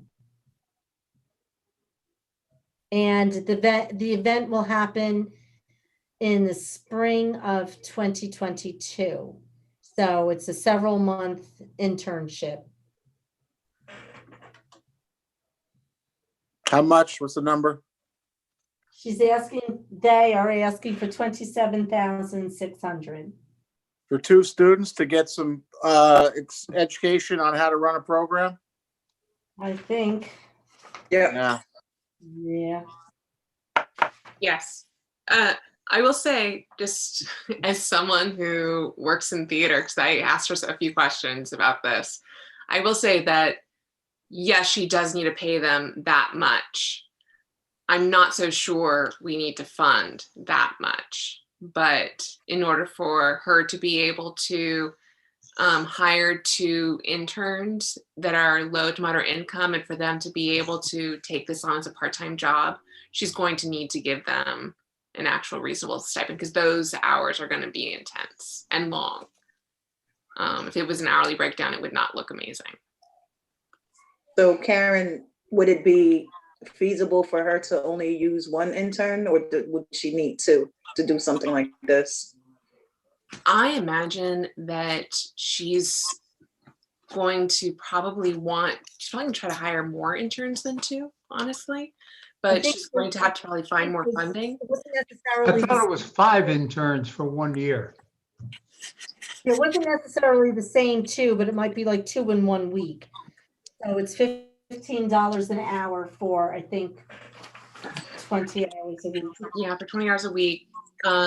Is it feasible for her to do this work with that? I mean, she will take what help and support she can get. I think that the question that I'm more interested in is she going to create regular hours for these interns, so that way they can make sure that they're able to still support themselves, because she's looking for, you know, like college students or just out of college. So for it to be effective professional development, that's kind of the age range that you would be looking at. And you need the pay to be okay, and you need the hours to be reasonable so you can put in another job. So if she's in a rotation of interns, it also might not be great for those, you know, like young people to take on, because then they have a short-term like gig. As far as the professional opportunity, it's going to be a really great opportunity, especially, you know, with her previous experience. So that all of this said, she also has an NEA grant for the festival itself that wouldn't be going towards the interns, but that does show that she's been able to find other sources of funding. And those NEA grants, the Our Town grant, is so difficult to get. It's very difficult for communities to get. And she got one. So that also kind of helps kind of raise my confidence in 2 ways. 1, that she might be able to find other funding. And 2, that she has a lot of experience with putting festivals. So if she did have one intern, she would be able to give them a meaningful experience. Can you So speak to the Amy, festivals one more time? Can you speak to the festivals? It seemed like it seemed like one topic, but several festivals. Well, throughout the city. So it's the preparation for those several festivals. Doug is correct. It is 5 interns, but at least 2 will be residents of Kingston's, LMI. So the festival, I think, is projected to be in April or May of 2022. And she has submitted applications for other grants. I do not know how successful she will or will not be. And what I don't know is what happens if she doesn't get those. So 2 of the young people will be from Kingston and the LMI. What are the other 3? What do we know about them? I guess maybe Ellenville or maybe Poughkeepsie. But still would be in that income bracket. Yes. Well, I don't know. They wouldn't necessarily have to be if they're not being funded by CDBG. Right. We would. Okay, pay I see. So the 2 stipend. that she's asking for Kingston would be funded by, that's the funding she's asking for. Correct. So, okay. And Amy, what are we down to? How much we have left? We have $8,561 left. Oh, we couldn't give her the 27.6 if we wanted to. Amy, Yes. I just have a quick question. I'm searching through the applications too. What's her time frame? You said she wasn't going to be using it till April or May of next year of 2022? Because she didn't put it in the original application. So give me a second and I will tell you.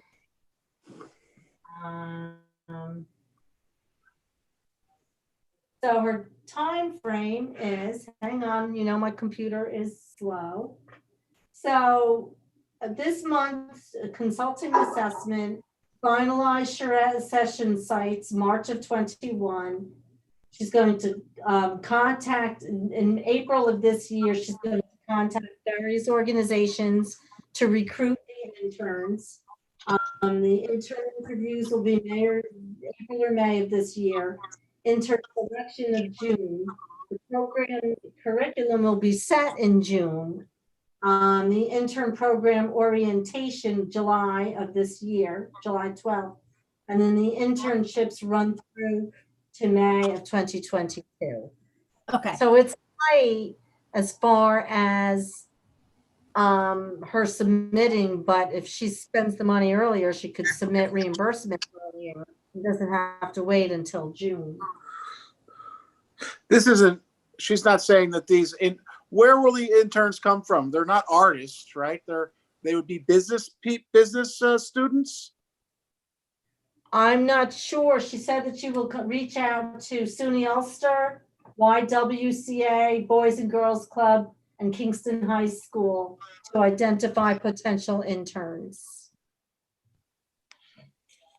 So I don't know what qualifications she would require to execute the various tasks.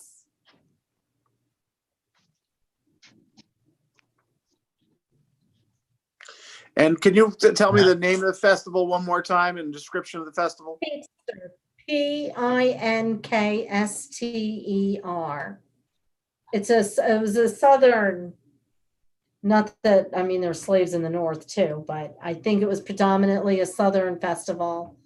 I wouldn't say festival, a southern tradition whereby they got to save their money. The slave owners did not hopefully steal it. And they worked once a year. They had a week of freedom to go and sell the crafts that they had made throughout the year. Very interesting. Goes back to the 1600s, doesn't it? It was. I hate to use that term because it's hard to think that a slave would ever have a festival, but Right. Goes back to the 1600s, I believe. I'm sorry? It goes back to the 1600s, I believe, is what she said. Yeah, it was pre-Civil War, which is obviously Yeah. pre-Civil. Pre. Pre-Civil. Yes. And And it Amy, sounds like a how great much- idea. Amy, how much more do we have to give? We're already over. Well, We're you over. have Oh, we're over, right. $8,561 left. And you haven't done the RNC after school program. So if you do that, then you're 38, then you have negative 22,000 and change. And what's she asking again? 27,600. I suggest giving her $14,000. So you know what you can do is I can try to get you and pull up the budget. My Surface is being really lame. I'm being locked out of the what you call it, the S drive. Hold on, where did it go? I just had it. Here's Transart. Well, her budget is strictly for scholarships and stipends. I was going to say you could fund, you know, part of it. Yeah, it's all scholarship and fun stipend. Yeah. I had it at one intern. I was willing to do one intern, which would be half of that 27,600. Right. Yeah, I see what Patrick's trying to do, and you too, Rita. I mean, I could go with the 14,000. Yeah. 13,800 to be exact, if you want to really. Say again? 13,800 would be exactly one, right? Well, let's Yeah. round it, you know. You want to do 14,000? Yeah. Okay, so you're at negative 5,439, and you have not funded the Rondout Neighborhoods Center after school program. So if my math is right, I come to $140,000. So we've just spent an hour. We've eliminated $15,000. Right? Am I right? Unfortunately, yes. Yeah. And gained a better understanding of all the programs. So I've- hopefully it won't take another hour. I vote for 2/3 again. We hear you, Doug. We knew that was where you were going. We hear you, Doug. I mean, this is very hard. And, you know, it just isn't working.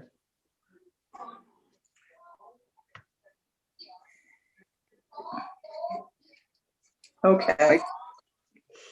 I guess it's the process.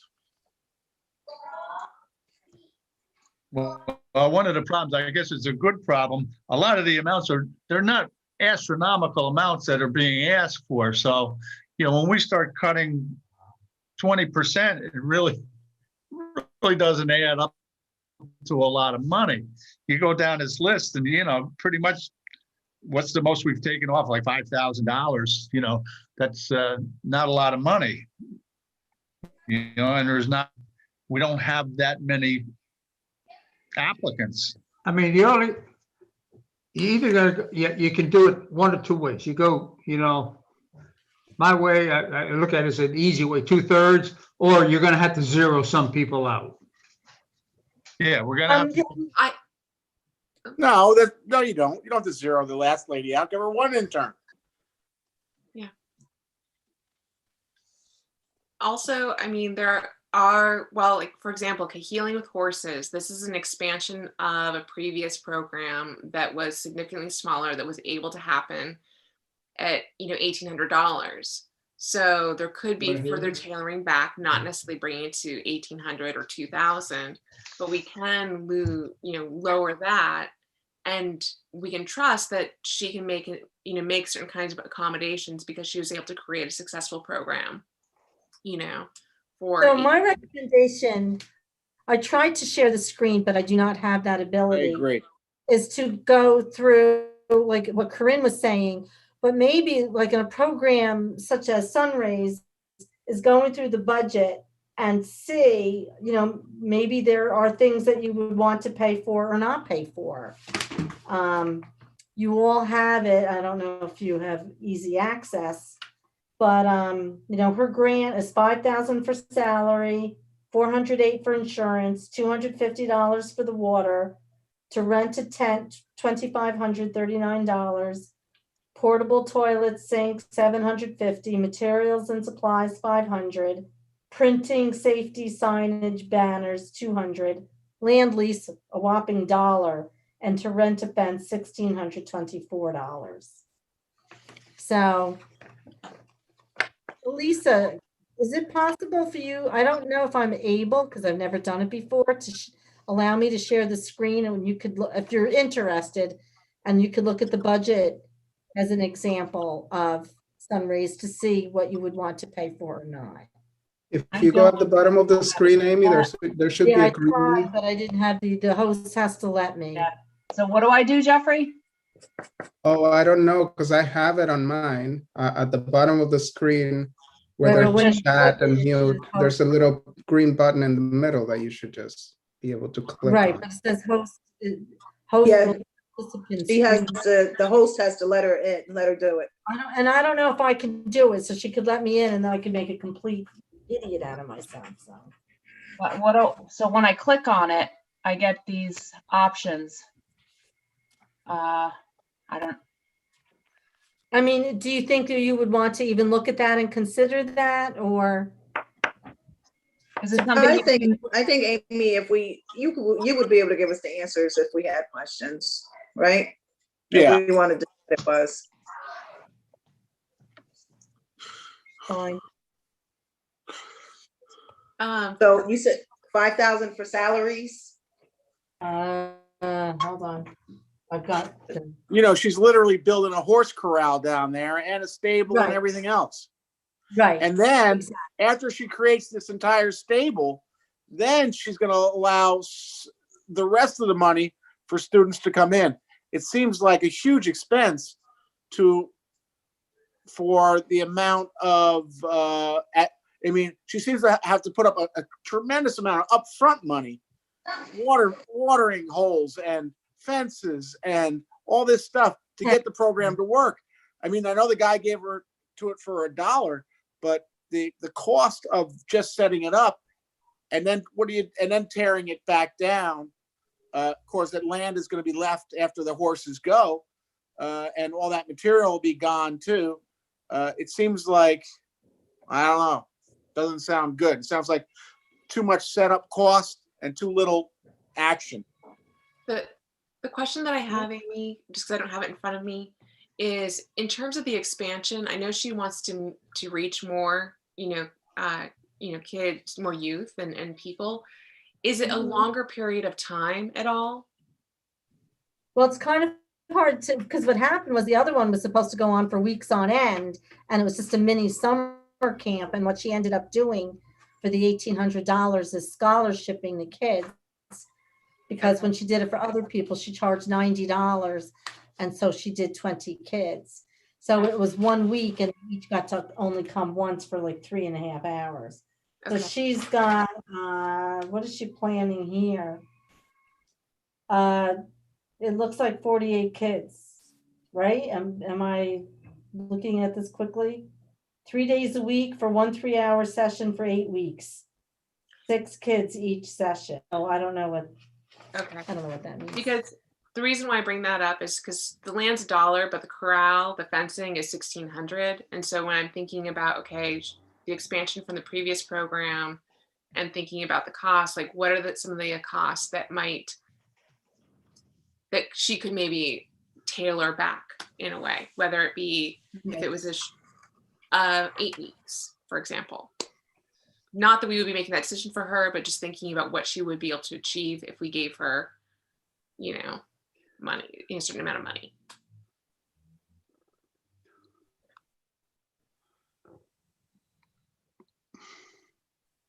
Can we just focus on the ones that we think we might want to pare down a little bit? Can we pick like the 4 or 5 that we all agree we could pare down? The other ones that we want to keep, let's keep. maybe we could just run through that again. I don't know if you could do that. I mean, if we could pare it down. I mean, so I feel like healing with horses, and the other one that jumps out for me is the creative arts professional development with MAD, the portfolio development. The mid, you mean the Midtown Art District one? Yeah.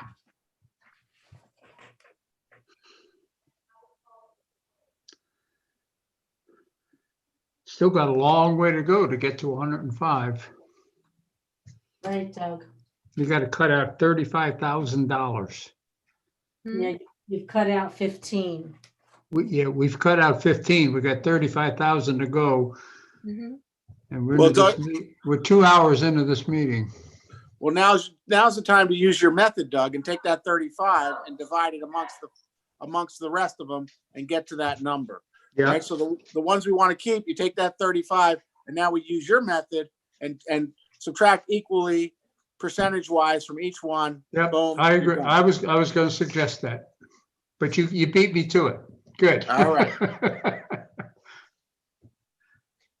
All right, so what are you suggesting? Tell me, Patrick, what formula you want me to do? I think what Patrick is saying is we take the ratio of 105,000 to our current level of 140,439, and instead of cutting it, so that's Hold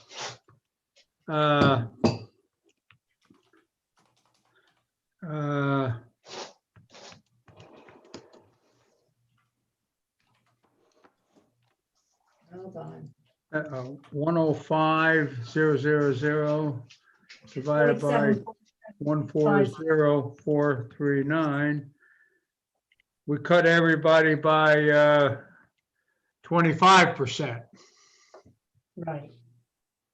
Instead of a third, we're down to cutting them by a quarter. Still a long way to go. Did you want to give the full 30,000 to the city of Kingston, by the way? Good question.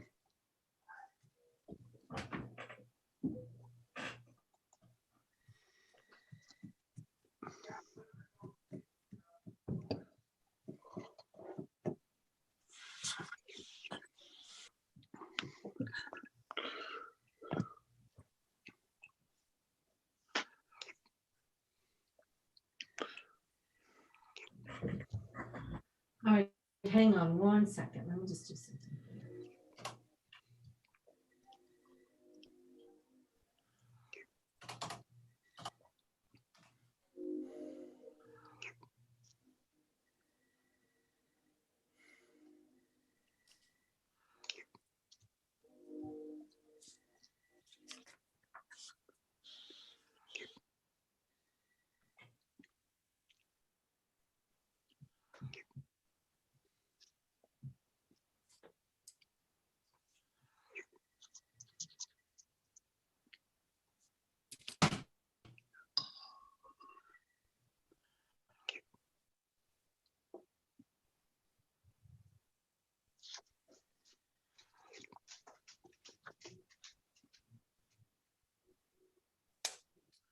Amy, are we waiting on you?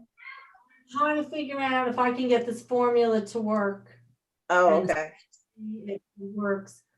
All right, so what I did was I used Patrick's and Doug's method. I divided 105 by 144.39 and got some really long number. And then I multiplied what you had already allocated for each of them. And it adds up to 105,000. Would you like to know the numbers? Please. Please, yes. Okay, you ready? Yeah, read them out. The RNC, the City of Kingston After School Program, $22,430. Slower, please. Okay.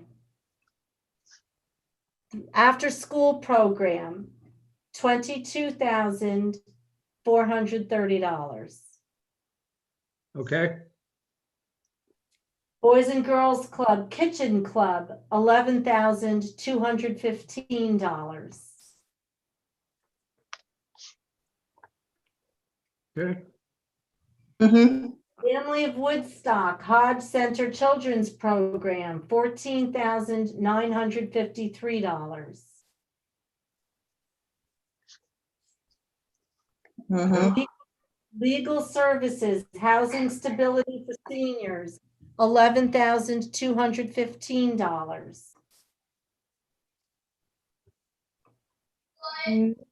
Midtown Arts District, Creative Arts Professional Development, $6,729. People's Place, Self-Care Education Center, $18,272.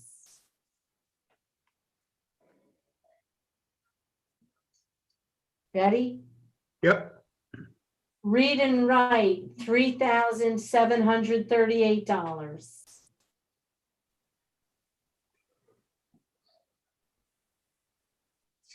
okay, Sunrays, Healing with Horses, $5,981. 5,000 what?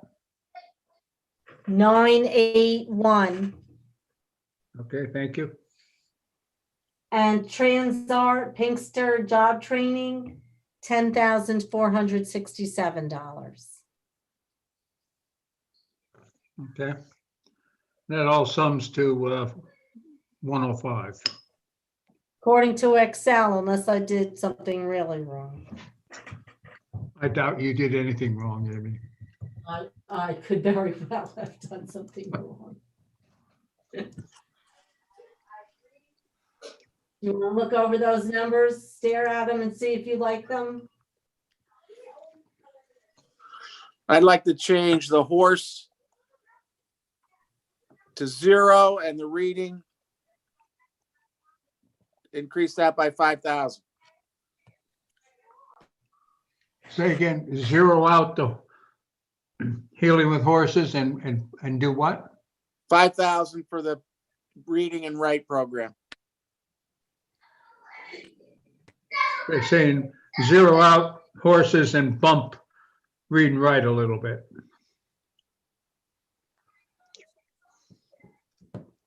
Just not sure about the lack of expansion for the read and write. I don't know. Andy, would you like to weigh in on this? I mean, I do agree that it can be a very valuable program. So, and to counter Patrick, I'd like to fund the expansion of the read and write program of the new part of the program and take that money from Sunrays to do that. Okay, so what you could do, that's not a bad idea, Rita. So the 5,000 would be the new portion. We could do and add the materials and supplies on top of that. Some of it anyway, Mandy, what do you? Yeah, again, you would have to decide, you know, Which would be for her budget, difficult, right? what part of it from the But if they were new materials. materials, like, you know, the financial, you know, workbooks and, you know, consumer math. I mean, I would have to just be clear with her what she could and could not purchase with it.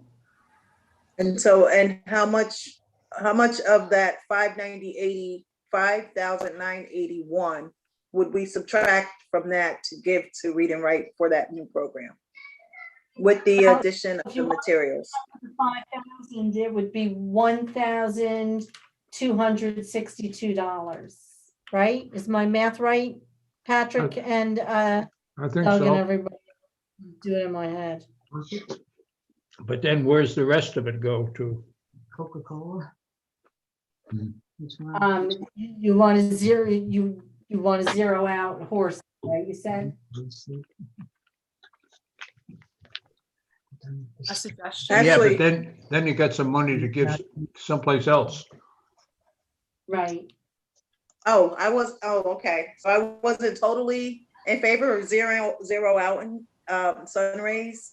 I just wanted to fully fund the additional part of read and write and then that balance would stay with Sunrays. Remember, she ran this program with $1,800 that we had given her before.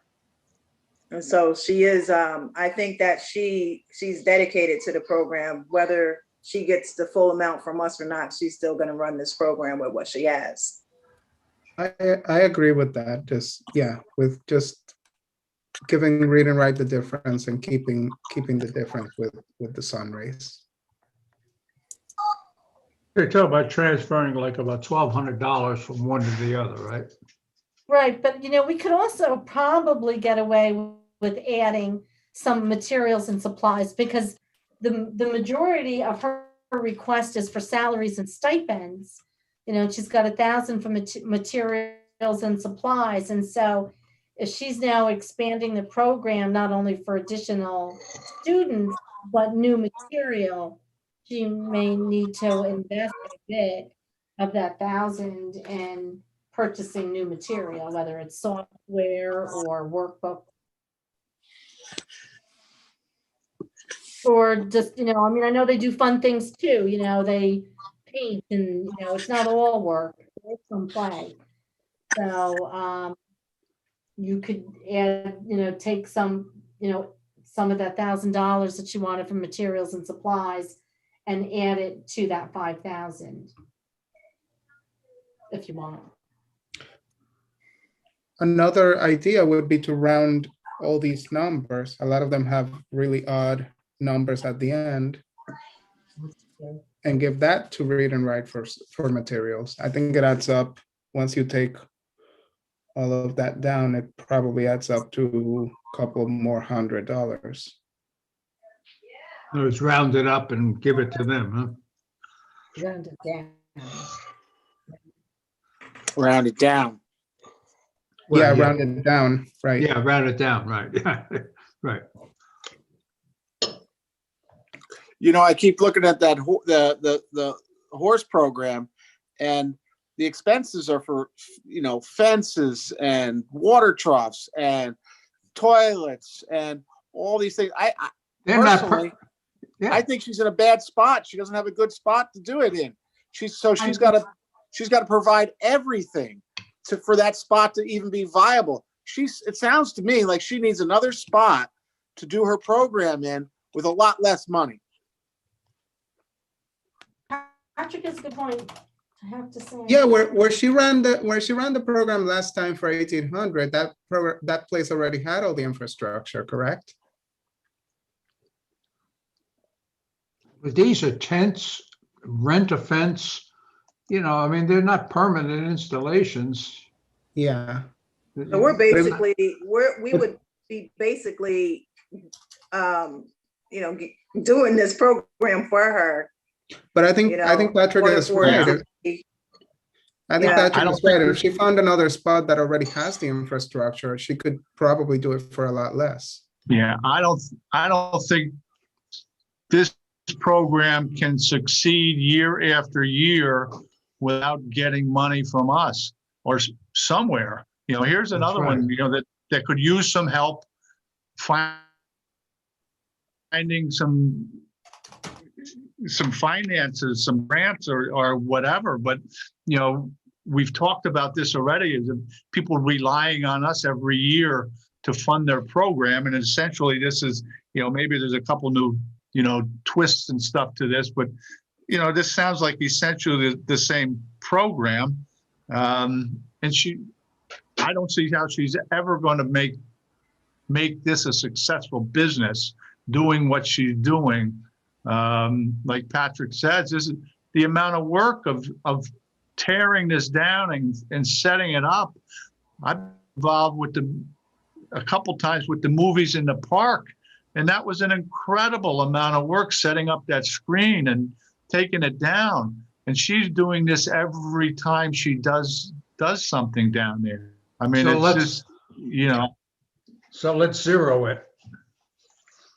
Yeah, I mean, I would like to see, I think we've asked this, what are her long range, I don't know if goals is the word, but her long range 5-year financial plan or whatever.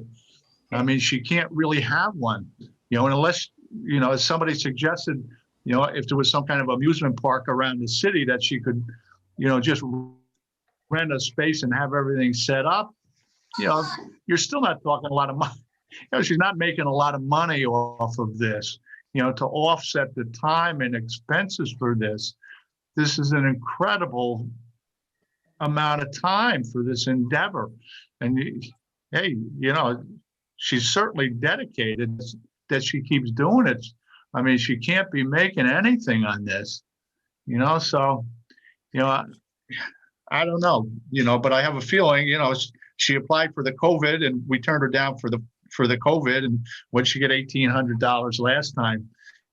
I don't, I got a feeling she's going to keep coming to us because I don't know where else she's going to get money. This is just, not that I'm a financial wizard, but I don't see how something like this can sustain itself. Yeah, I have the same problem, Steve. And good thoughts. I would suggest to zero that out and give the whole thing that 5981, give it to Read and Write. I agree. As a suggestion or another thought is if we fund only the expansion of Read and Write to make sure that we're kind of keeping the T's crossed and I's dotted, we could potentially take anything extra and place it with People's Place, because we know that is new programming. Yep, that's a good thought. I agree. I second that. Yeah, that's good. Did you catch Yes. all that, Amy? All right, so I'm going to zero out Sunrays. Good. How much do we want to give Read and Write? 5,000. Do you want to give them any money for materials and supplies? Yes, $1,000. All right, Be in favor. I'd be in favor of that. all right, so then Oh, I don't know. This is really I mean, they can't run the program with $1,000. $2,000. No, we're giving them an additional $1,000 for the materials also. it's 5,000 for the salary. This is Read and Write, 5,000 for the salaries to. Oh, you're talking about giving it to Read and Write. Yeah. Right. So they'll All get right. 6,000. So that they'll get 6,000. And you're at 101,280. So that difference will go to People's Place.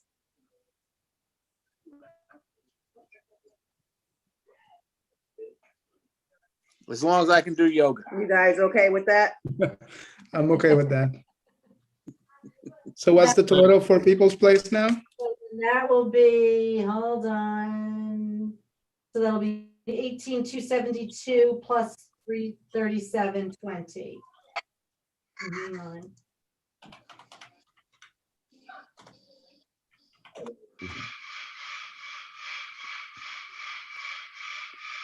I feel like I'm listening to something there.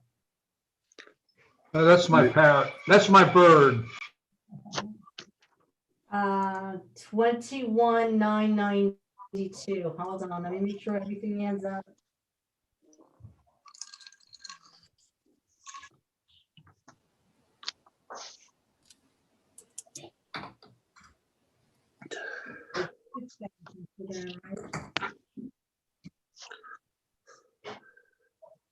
How much are we at? We're at 10,467 for Pinkster, right? Yes. How much for Pinkster? 10,467. Let me see if this adds, because I've got so many columns now, because I don't want to delete it. All right, so we're at 105.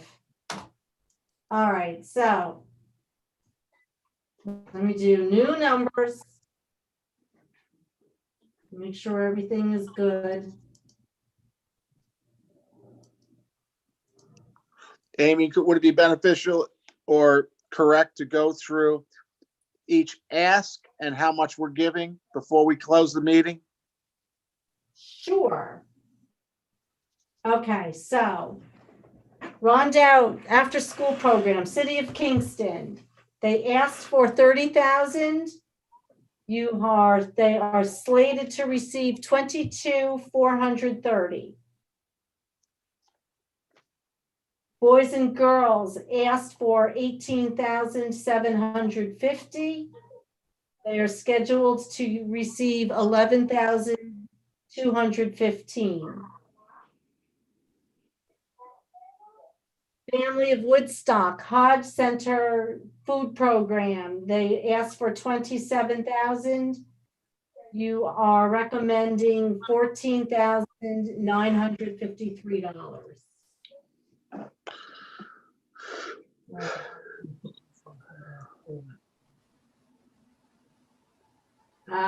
Legal services requested 20,000. You have recommended $11,215. Midtown Arts District requested 11,800. You are recommending $6,729. People's Place requested $24,439. You are recommending $21,992. Read and Write requested 15,000. You are recommending $6,000.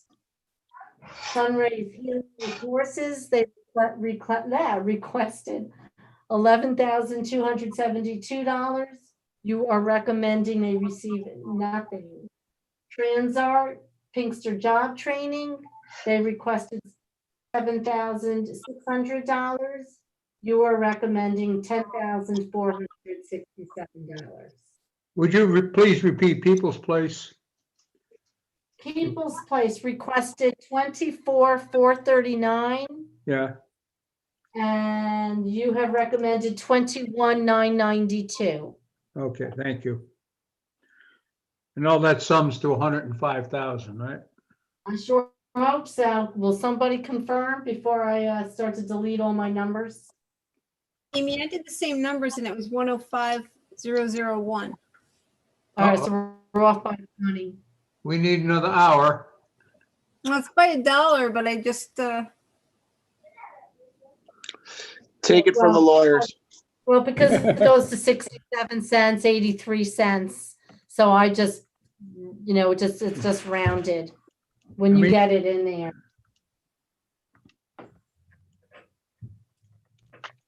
I think we can leave it to Amy to round some of these numbers up, like 953. I will round. Yeah, I get 105,035 cents. Yeah. Take it out of my pay.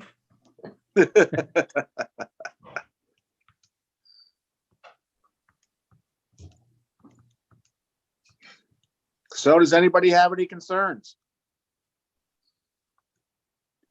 I'm good with those numbers. I'm okay with that too. Yep. I mean, to my eye, it would look cleaner if we had zeros at the end, but that's just me being a perfectionist. Yeah.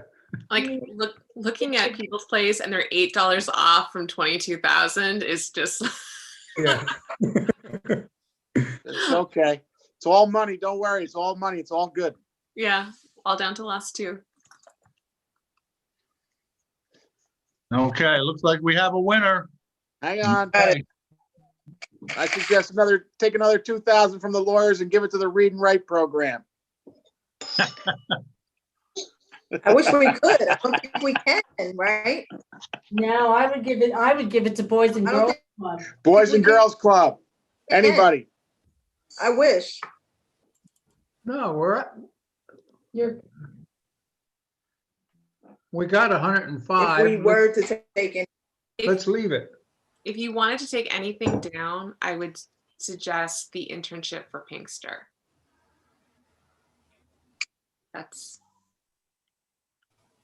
What would you recommend, Corinne? How much would you reduce that?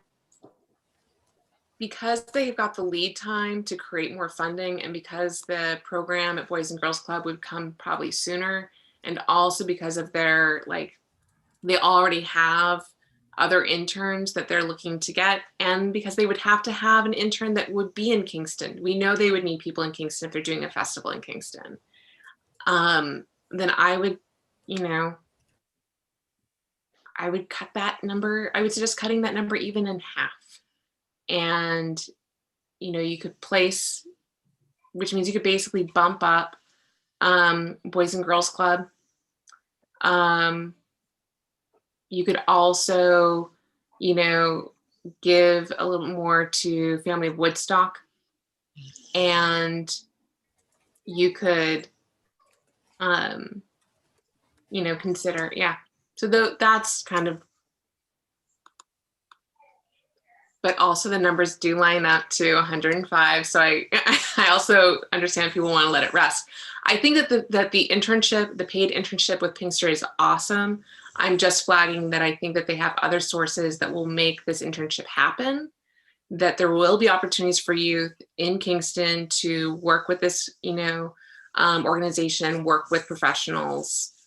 And we know that there will be multiple internships that will have to be involved with with a festival of this scale. So that's what I'm flagging. Okay, I say we go with her point, and- suggestion and we take the $5,000 and put it to the Boys and Girls Club.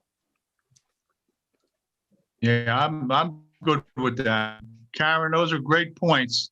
Yeah. Yeah, I wouldn't mind. We cut Boys and Girls Club down, pretty hefty. So, So what, I wouldn't mind that. I'm Yeah. okay with that. I'm in favor of that. Can you All right, so repeat, how much do you repeat want it again, to- what you're gonna do?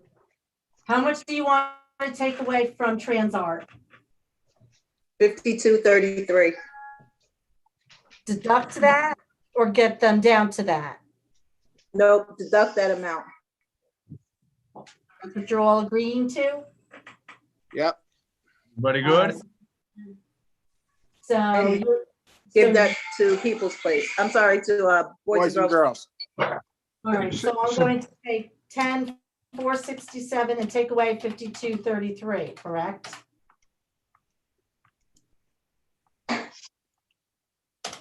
And then add that, so then it becomes 16,448.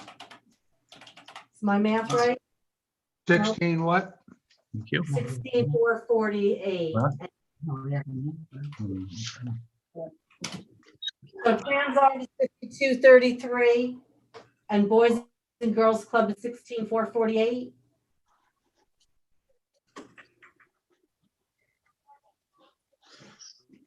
Sounds good.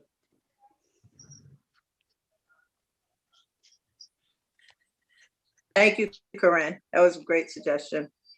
Yes. Cindy, are you okay with that? Yes. All right, everybody good? Anybody comments, anything?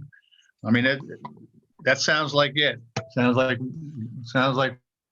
we got a good one here.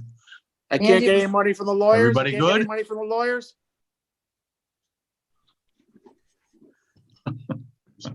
Patrick, you don't like lawyers, do you? My OCD brain is really in pain looking at these random numbers, but I'll get over it.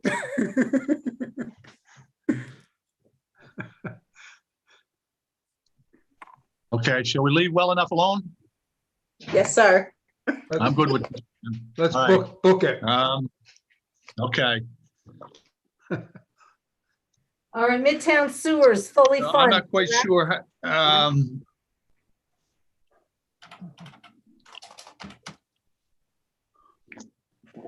Okay. Okay, so, Steve, you were, okay. I'm sorry, I thought I we heard have to you do a, talking. now we have to do a committee report, right? We have to, Have to take a vote. right? So we'll do that tomorrow. We will vote in principle tonight. If everybody is in favor of these allocations that we just deliberated on for 2.5 hours. Motion by Jeffrey, I would just say round it up a little Second. bit. You know, I $2 agree and with that.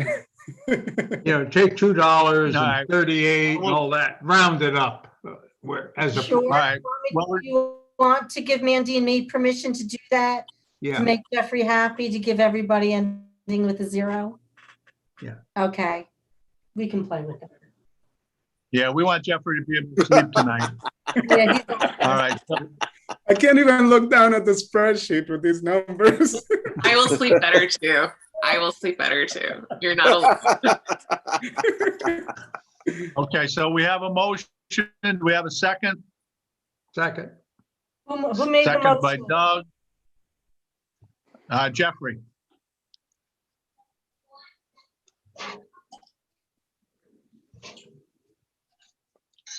All in favor? Anyone opposed? Okay, motion carried. All right, but don't anybody leave. We got more work to do. But anyway, this portion is closed. I appreciate everybody's input. This was harder than I expected it was going to be, but worked out fine. I think everybody had some input in this, and it was a good community effort. I appreciate everybody being here and getting to work. Thanks, Amy and Mandy, for being here. Karen, a lot of good input from you. Christine, we're glad you were here. Anyway, so we will be moving on. Mandy, thank you. We will be addressing the vetoed deliberations from the COVID round. So would anybody like to take 5 Yes, before we be? What? I was gonna suggest it. I don't know if anybody wants to take a short break. Yeah, Let's come I'm gonna- back. I'm going to say, It's Take 8:56. Let's come back at 9. okay, 9 o'clock. All right. Don't Okay. anybody leave. No.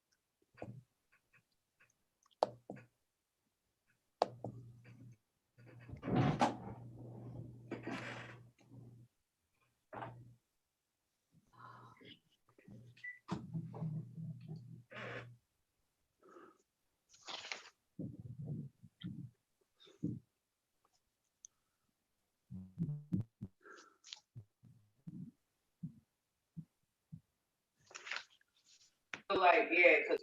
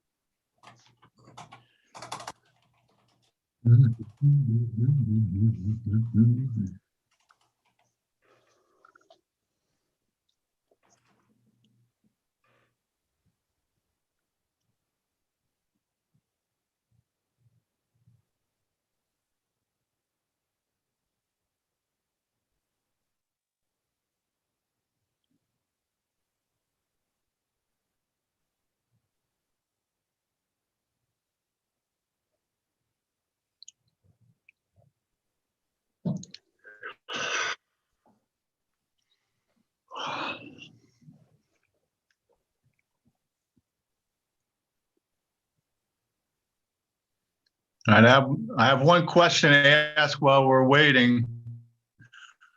Did anybody have as much time straightening up after you got up from a 2.5-hour meeting as I did? I went walking through the kitchen. My wife said, "Stand up straight." I said, "I can't." Come on, That's a Steve, long time to be sitting. You're a young guy. What are you Oh, talking yeah. about? Yeah, right. Tell my back that. Okay, so we are waiting on Patrick. Where'd Rita go? She was just here a minute ago.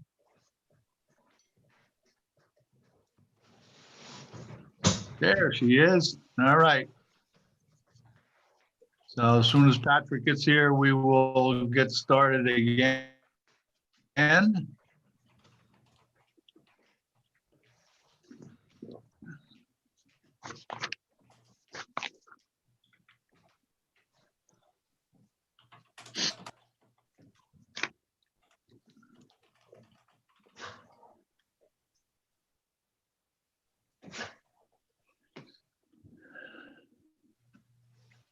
Okay. Everybody on board here? Okay. Yep. Let's go. Right. So last item on our agenda for tonight is old business. And this is up to you. What we have on the agenda here is the possible redeliberation of our vetoed COVID block grant funding. We can redeliberate. We don't have to. There's a number of options. We can stand pat. We can take the mayor's recommendations. We can redeliberate. It has to come out to be the same amount of money, mind you. But you know, once again, I know I got up in front of council and raved about what a good job everybody did last time. I mean, it was a real, it felt really good after that meeting. We worked hard at that. A lot of give and take by everybody. I felt really, really good about it. The only problem, and I'll admit it probably was a little problem, for one reason or another, we didn't have the mayor's recommendations. So anyway, we have them now. So it is upon us what we want to do. Doug. Doug, go ahead. Yeah, the mayor has really met us more than halfway on this. He's in his post veto recommendations, he's only made 3 changes. He's cut City of Kingston administration by 10,000 and City of Kingston drop-in by 5,000. So that's a total drop of city-related things by $15,000. And then he wants to give that $15,000 to the Center for Creative Education, giving them $25,000. So I could go along with this. Yeah, I mean,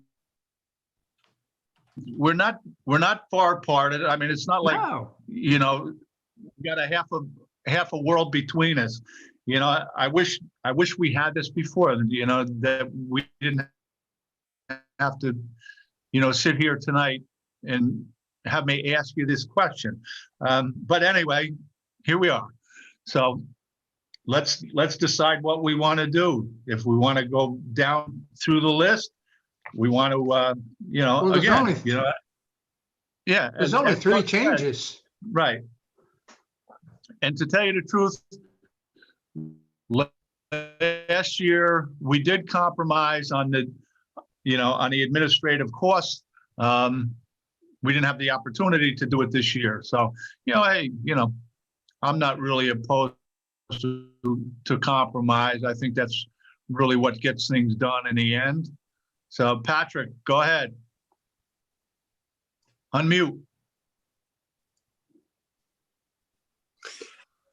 Okay, so come on, you can do it. This is the second round of funding. Is that, as you know, I'm new to this. I'm sticking my feet in here. This is the second round of funding, correct? This was the second time we've done it this year, right? COVID funding. Right. Okay, I have the same exact question to Amy and anyone else who's educated on this. Have these people fulfilled the requirements of proving that they did the right stuff with the first round of funding Have they spent the money properly? Have they filled out their paperwork? Have they, you know, completed the responsibilities that's necessary so that these programs run smoothly? Or are we just giving people money again who did not do what they were supposed to do with the funds, or properly administer the funds, or, I'm often concerned about that, because, I think the taxpayers feel that sometimes these funds, are not spent the way they intended to. So, it's our job, obviously, and Amy's job, and others at City Hall, to make sure that these funds are spent properly. Are they being spent properly? Are these people who are asking for more money, have they complied and done the responsible thing with the last round of money? Or are we giving money to people that aren't doing what needs to be done? Just asking. Mandy, go ahead. Take it. So, the first round has not been dispersed yet because it's affected by this round, which was vetoed. It's all part of the substantial amendment that we have to file. So I can't answer your question about whether or not these people, if they were in part of the first round, were able to spend accordingly, because we haven't been able to give them the money yet. But I think we've all been. Okay, I'm gonna just add something. If you go down the list here, this list is comprised of, for the most part, long-term community organizations that have really been good for the community. I know I spend a lot of time on the phone with Amy and Mandy, and I haven't gotten the impression that there's a lot of folks who are not complying. Maybe some as somebody said before, maybe they're a little slow getting information in. I mean, I don't think anybody's really stiffing us to the point that we're in jeopardy of losing our funding, or getting in trouble. Look at this. You don't have to be on this committee for a long time. As a Kingstonian, all these names, pretty much, there's no surprises here. These are all good organizations who do a lot for the community. I really trust that they're going to do the right thing. Patrick, and then Rita.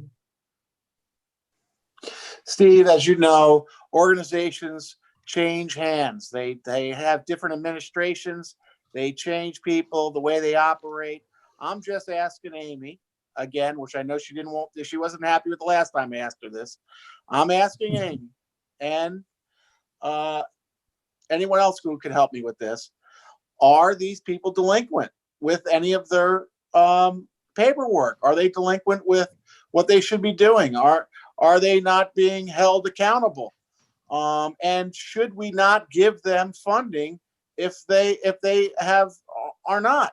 I mean, we are a watchdog for the taxpayers, and we surely can't be just funding, shoving money down a hole. And I understand, Steve, that these are organizations that have run for a long time, but organizations change hands, as you know, rapidly. And different people at the helm, different people managing grants, different people doing look at the city of Kingston. We change our people often. So my question is, it's not about how long they've been here or how great they are. My question is, are they current? Are they current right now? Are they current? And should we give them the money? Okay, just for clarification, I'm not saying longevity is the key to success here, but I think most of these are viable organizations. I haven't heard much. I guess Amy and Mandy, can refute that. I mean, if we are having issues with some of these people, it's certainly helping our cause, and that could cost us down the line, because they're not, doing the right thing, getting the information in, that's going to it's going to hurt us in the long run. So certainly I want to make sure we give it to the right people too. So Amy and Mandy, you want to feel free to discuss, as they say on Saturday Night Live. Well, I mean, I already explained that with the CV money, a lot of these people have not requested funding from us before. They have not received their first round of funding yet because it's part of this veto. And until we can get this straightened out, nobody can get their money. But I have a follow-up question. So, I mean, the only organization that's in question here of changing their allocation is CCE. And since we know they get funding from the city for other programs, are they current in those programs, their paperwork? Okay, let me just interrupt for a second here. Actually, Rita was up. Now I want to let Rita speak. She had her hand up. She was supposed to go after Patrick, and I jumped in there, kind of threw everything. So Rita, go ahead. Thank you, Steve. Sorry about that. That's all right. That's all right. I was going to, I'm along the same lines as Jeffrey. As far as CC, we know CCE. They come to us every year. They get funding from other places all the time. They've been in the community. Drew has been in this community for over 20 years with this program. So that tells us something about the program, that he's doing something right over there. But again, they haven't gotten these funds yet. I guess the question would be then prior years that they've come to the city of Kingston to get money. Maybe Mandy and Amy can help you on that question right there, because they can't give you an answer to the current question that you're asking. And so maybe once we get that question asked, then we can move on. But while I'm talking, I will say that while, you know, we work really hard on these figures. While I was very disappointed that the mayor vetoed what we put forth, I am appreciative that he has come back with a compromise to what we have done. And so I'm taking that into consideration. And I think that is a good thing to move forward. You know, compromise is always best. And if both parties are willing to compromise, then I think that we are moving in the right direction. So I am appreciative of that fact right there, that he just didn't say, I'm vetoing this and hands down and it's over with. So he's still continuing trying to work with us. So I do appreciate that. Okay. Doug, go ahead. Yeah, I'll just make point one. I think we have to support Mandy in that. Okay, we don't know about the first round of COVID. You know, there's no way she can answer that question. Point two, Drew Andrews has been with this CCE. We all know what they do. It's a wonderful organization. We felt kind of bad that I think we could only give them $10,000, and you know the mayor wants to bring it up to $25,000, which is still way short of what he was asking. But you know, he's taken it from the city administration and drop-in. He'll find a way to fund those. You know, he'll find a way. He and TUI will work together, and they'll cover those costs. And he wants to put it into CCE, and I really support this. Although, you know, we can't answer Patrick's question to the level that he wants. He's asking good questions. Why not? You know, but, you know, I mean, look at the longevity that Drew has been here with this organization and what they've done. You know, I mean, we have to go to a certain extent on confidence and faith in what he's done and will continue to do. I think this is a low risk thing. Thank you. Okay, Pat. You know, Patrick, I think, go ahead. I think Rita, you know, helped me out there and said, okay, my question now is, in the past, recent past, are these organizations up to date with their paperwork? Are they up to date with being responsible about telling us what they're spending their money on, what the CBGB money is being spent on? So I guess, you know, what Rita said is we can't answer this question, but maybe Amy can help us take a look at and see prior to this COVID. And then we can make an informed decision about this. I would suggest that it is not. Okay, that's a fair question. Mandy, Mandy, is there anyone on this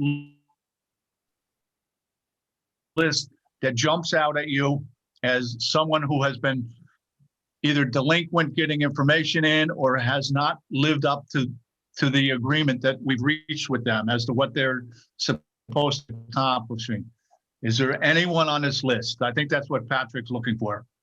I Well, believe I think everybody he's is. looking for it from CCE. Is that right, Pat? Are you looking We're talking about, specifically? we're only No, I'm not talking looking about one. No, I'm looking at all of them, Rita. Anyone who might stick out as being not, you know, not fulfilling their responsibilities that through this program. Oh, okay. I believe this list of people is current. Amy? Yes. Yes, they're current, or yes, you acknowledge me for saying your name. Yes, they are correct. Okay. And that's the only change we're talking about here. The mayor wants to take from 2 city programs and give to CCE. So the only one that should be of concern to Patrick would be CCE, and you've already answered that. So let's go. But not to me, Doug, because I haven't been on this committee before. So I'm interested in every single one. And if they are complying, that's all. I mean, I'm not, you know, I'm new to the committee. I'm sorry about that. But, you know, I want to know if each one of these people, each one of these programs, each one of these groups of people are up to date. And they say, Amy says, what? Could you repeat that, Amy? Yeah, but They are currently. the Go issue ahead, at Doug. hand is whether we want to, we're dealing with the veto, the vetoes, and whether to accept the mayor's change. And that only relates to one. There's acceptance between this committee and the mayor on everyone else on this list. Do we need, the question you're asking is probably should have been discussed 2 months ago. Yeah, I wasn't on a committee 2 months ago. So it is relevant to me to know this information to go forward, whether I want to agree or disagree on this. Okay. Okay. Corinne? I just wanted to say. Corinne, go ahead. Thank you. So Amy just shared that all of these organizations are current, and Doug's highlighted for us that we're really just looking at a difference of moving funds from 2 city programs where the mayor might be able to find other funding for, and is brought to CCE. And we know that CCE does valuable work in the community, has consistent leadership, and has leadership that also has been, you know, a part of the community for, you know, for a very, very long time. So it seems like we've got a lot sort of established and maybe ready to move it towards a vote about accepting what the mayor has proposed. Is that true, Amy? Everybody's current? Yes. Okay, thank you. That's all I wanted to know. And I will say, Patrick, for your benefit, I know you have been here, and I'm glad to have you here. I like having you Thanks, here. Steve. But that is part of the process. You know, when we discuss all these programs, which we did a couple months ago, you know, those are questions we ask. We want to know if we got people deadbeats on this list, if we got, you know, everybody that's, you know, doing these things for the right reason, whether they're brand new programs or existing programs, or whether they're relying on block grants to sustain their business year after year. Those are the kinds of questions that we are asking, believe me. We spend a lot of time asking questions. So you're a perfect fit here because you like to ask a lot of questions. So, but I think, you know, according to Amy and from what I've heard, everybody is up to date. Everybody on this list is up to date with, we're not waiting on anybody as far as I know. So, you know, I hope that puts your mind at ease. Yeah, I appreciate that, Steve. You know, I can't help myself. You'll get over it. No, we All should right, get so over it. These are good questions. Where do we want to go here? Can we call the question?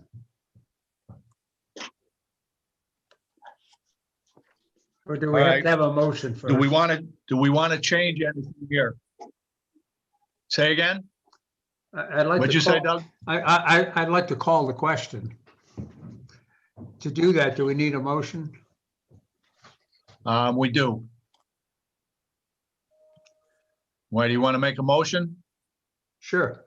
Are we done with Let's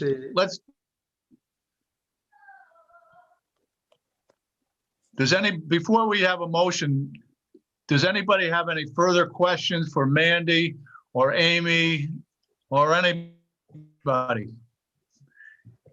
I mean, we all sat through these meetings, so, you know, if there are questions, let's get them out of the way. Rita? Go ahead, Rita. I just had to unmute myself. Only one question. So just the process and the procedure for me, Mandy and Amy. Since we are basically reallocating, again, we do have to go through the proper procedural methods of the public hearing and all of that once again. So we'll be a little more delayed. By Yes? 5 days. So tomorrow, Amy will put the notice in the paper for a 5-day comment period. The public hearing will be on Monday night, inclusive of the one that's already happening for CDBG.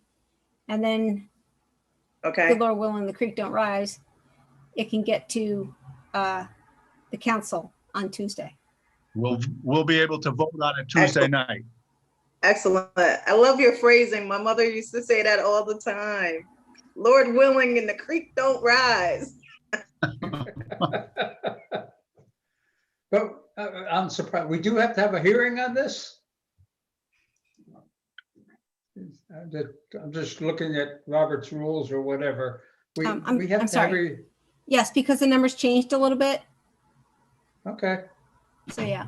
okay. If we stuck with the same allocations that we used before, then we wouldn't have to have a public hearing. I believe that's correct, but it sounds like we're going to change this. So that's what we kind of, you know, got the public hearing organized just in the event that we changed. So I didn't think we would stay exactly the same. Any further questions? Okay. Doug, were you looking to make a motion? Wait a minute. Yeah, I'd like to. Is that appropriate, or do we have to have the hearing first, Mandy? I'll gladly make a motion. Well, no, I mean, so you would make the motion at your level, and then we have the 5-day comment period, the 5-day notice for the public hearing, and then it goes back to council. Okay. Help me wordsmith this then. I move we accept the mayor's recommendation, his post veto recommendations as relates to this is where I need help wordsmithing this to not. As per attached.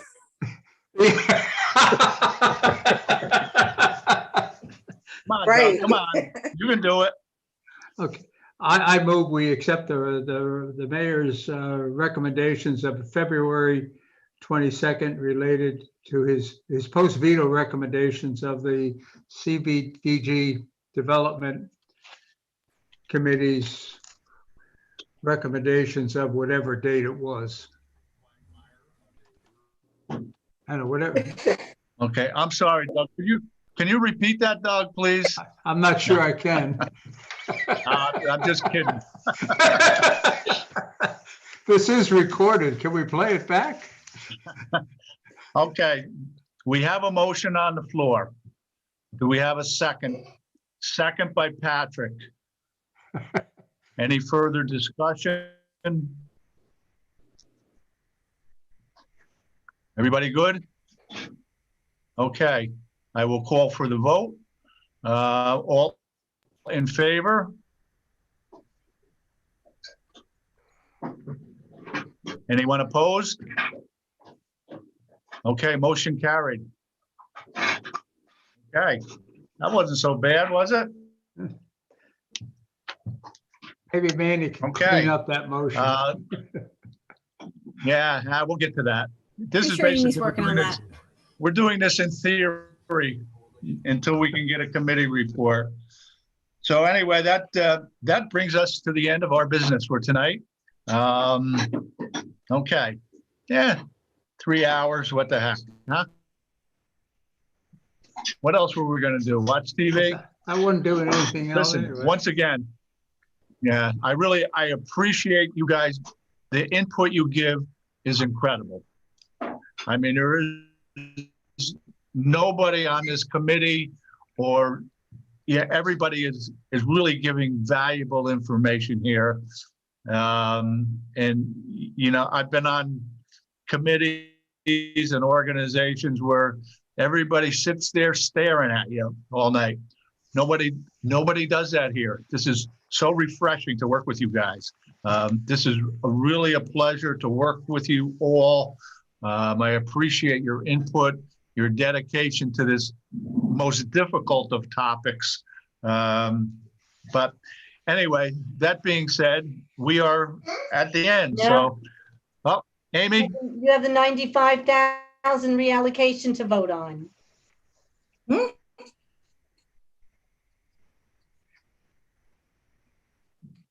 We do.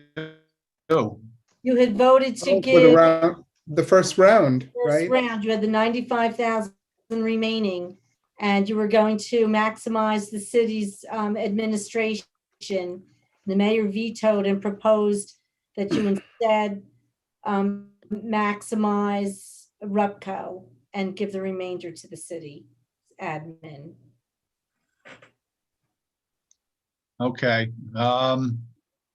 So I'm not quite sure where we go with this. What do we have to do here? It's a yay or nay, unless you want to, you know, revisit that too. How's everybody feel? So basically, we'd be taking them at money from admin. After which you guys told us you needed that money. Actually, he's not. He's giving more money to admin, but he's also giving money to RUPCO, additional funding to RUPCO.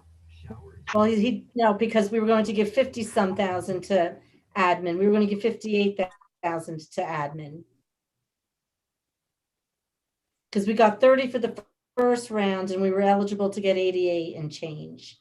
So the original was 58,000. I mean, yeah. Can you go through the numbers?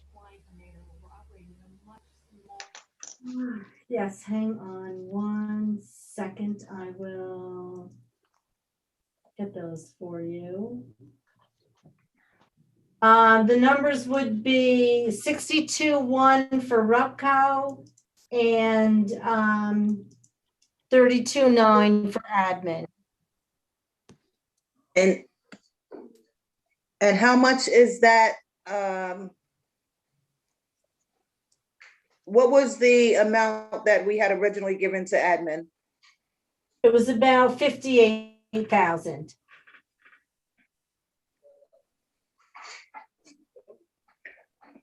I'll say again, the reason why we allocated that amount to admin, it was based on what Amy, I don't know if it was you were there, also Mandy, I believe, what you all told us.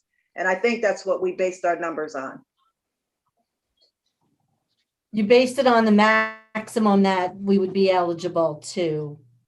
Right, allocate. right. And I remember asking the question, you know, what are those funds for? You said that you would need those monies to basically run this program, to do what you do. Right, but you've allocated. So how you gonna do it? How you gonna do it without it? Well, you just allocated, how much for from the 256 did you just allocate? Hang on. So there's 41,000 from the second round. And the other 31, give or take. So that's 72, give or take, 73, 74,000, along with the annual 140,000. Okay, good point. Okay. I have a question, Steve. Go ahead, Jeffrey. Yeah, so I mean, the department has to run regardless. So that means if you're not getting this money from this funding, it's gonna come from somewhere in the budget. So it's not like the department is gonna stop half their work because they're not getting this money. So if the mayor is confident that he can find money in the budget for, you know, for your department to keep running properly, then I don't have a problem with the reallocation. And I think, I mean, rental assistance is as we know, we're in a housing crisis. So I am in favor of, you know, allocating as much money as we possibly can to any rental assistance program. So I would be, again, if the mayor and John Toohey are confident that that the department can continue to run without this funding and they can find the money somewhere else in the budget, I'd be in favor of going forward with his recommendation. And Amy, Doug? I concur. Amy, have they described how they're gonna run the funds, how they're gonna run your department without these funds? That would be a Mandy question. Mandy, have they described how they're gonna run your department without these funds? I guess we'll find out at the next budget round. Yikes. Well, each year we only get so much money anyway. So the city subsidizes our office. If the city chooses to not subsidize for as much as we need, then the office doesn't run. Yeah, so the budget, next budget will just show up with the money without grant money being taken off of it, that's all. I mean, I don't think the mayor has any plans to close up the office. Certainly, I haven't heard of any of that. So, you know, that will be up to him to find money, you know, to fund it, you know, without this money. I think it's, you know, I think it's good practice to have it, but, you know, if he's going to find money somewhere to do it, then. So You know. if I could also say, Patrick, this is the COVID money, which is different than the regular CDBG funding. So, I mean, we historically have always taken 20%, which is the max from the regular CDBG funding, which is upwards of 140 to maybe 160, depending on how much we get, that the city gets reimbursed for Amy and myself and Arlene working. So that's maybe why the mayor wanted to lower the administration money? Is that? It's possible, but I know that he really wanted to make sure that the rental assistance happened, but also understands the concerns of the council for the want and the need to have the administrative funding as well. He just felt that by lowering it a little bit, he could help out additional people that need the rental assistance. Thank you. Okay, any further questions, comments?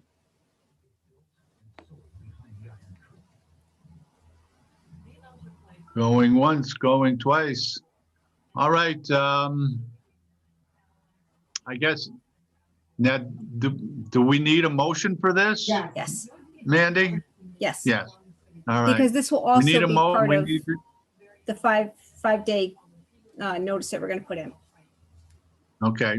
Rita, you have a question or I was just a gonna make, motion? I was gonna make a motion to accept the mayor's recommendation of the reallocation of the $95,000, wherein we are lowering administrative costs and adding to RUPCO for rental assistance. How's that sound? Very well put. Beautiful. Nice job, boy. You must have been practicing for this. Beautiful. All right, we have a motion. Jeffrey, is that a second? Second by Jeffrey. Any further discussion? Okay. No discussion. I will call for a vote. All in favor?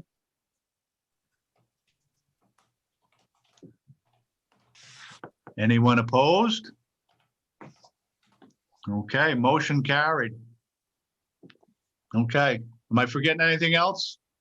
Mandy, No, I think you're good. Amy? Amy, We're we good. good? All right. We are good. I'm gonna quote you on that. I move we adjourn. Okay. Motion on the floor. Second? Second on the floor. All right. Good job, everybody. I appreciate the long night everybody put in. Thanks again. Job well done. All right.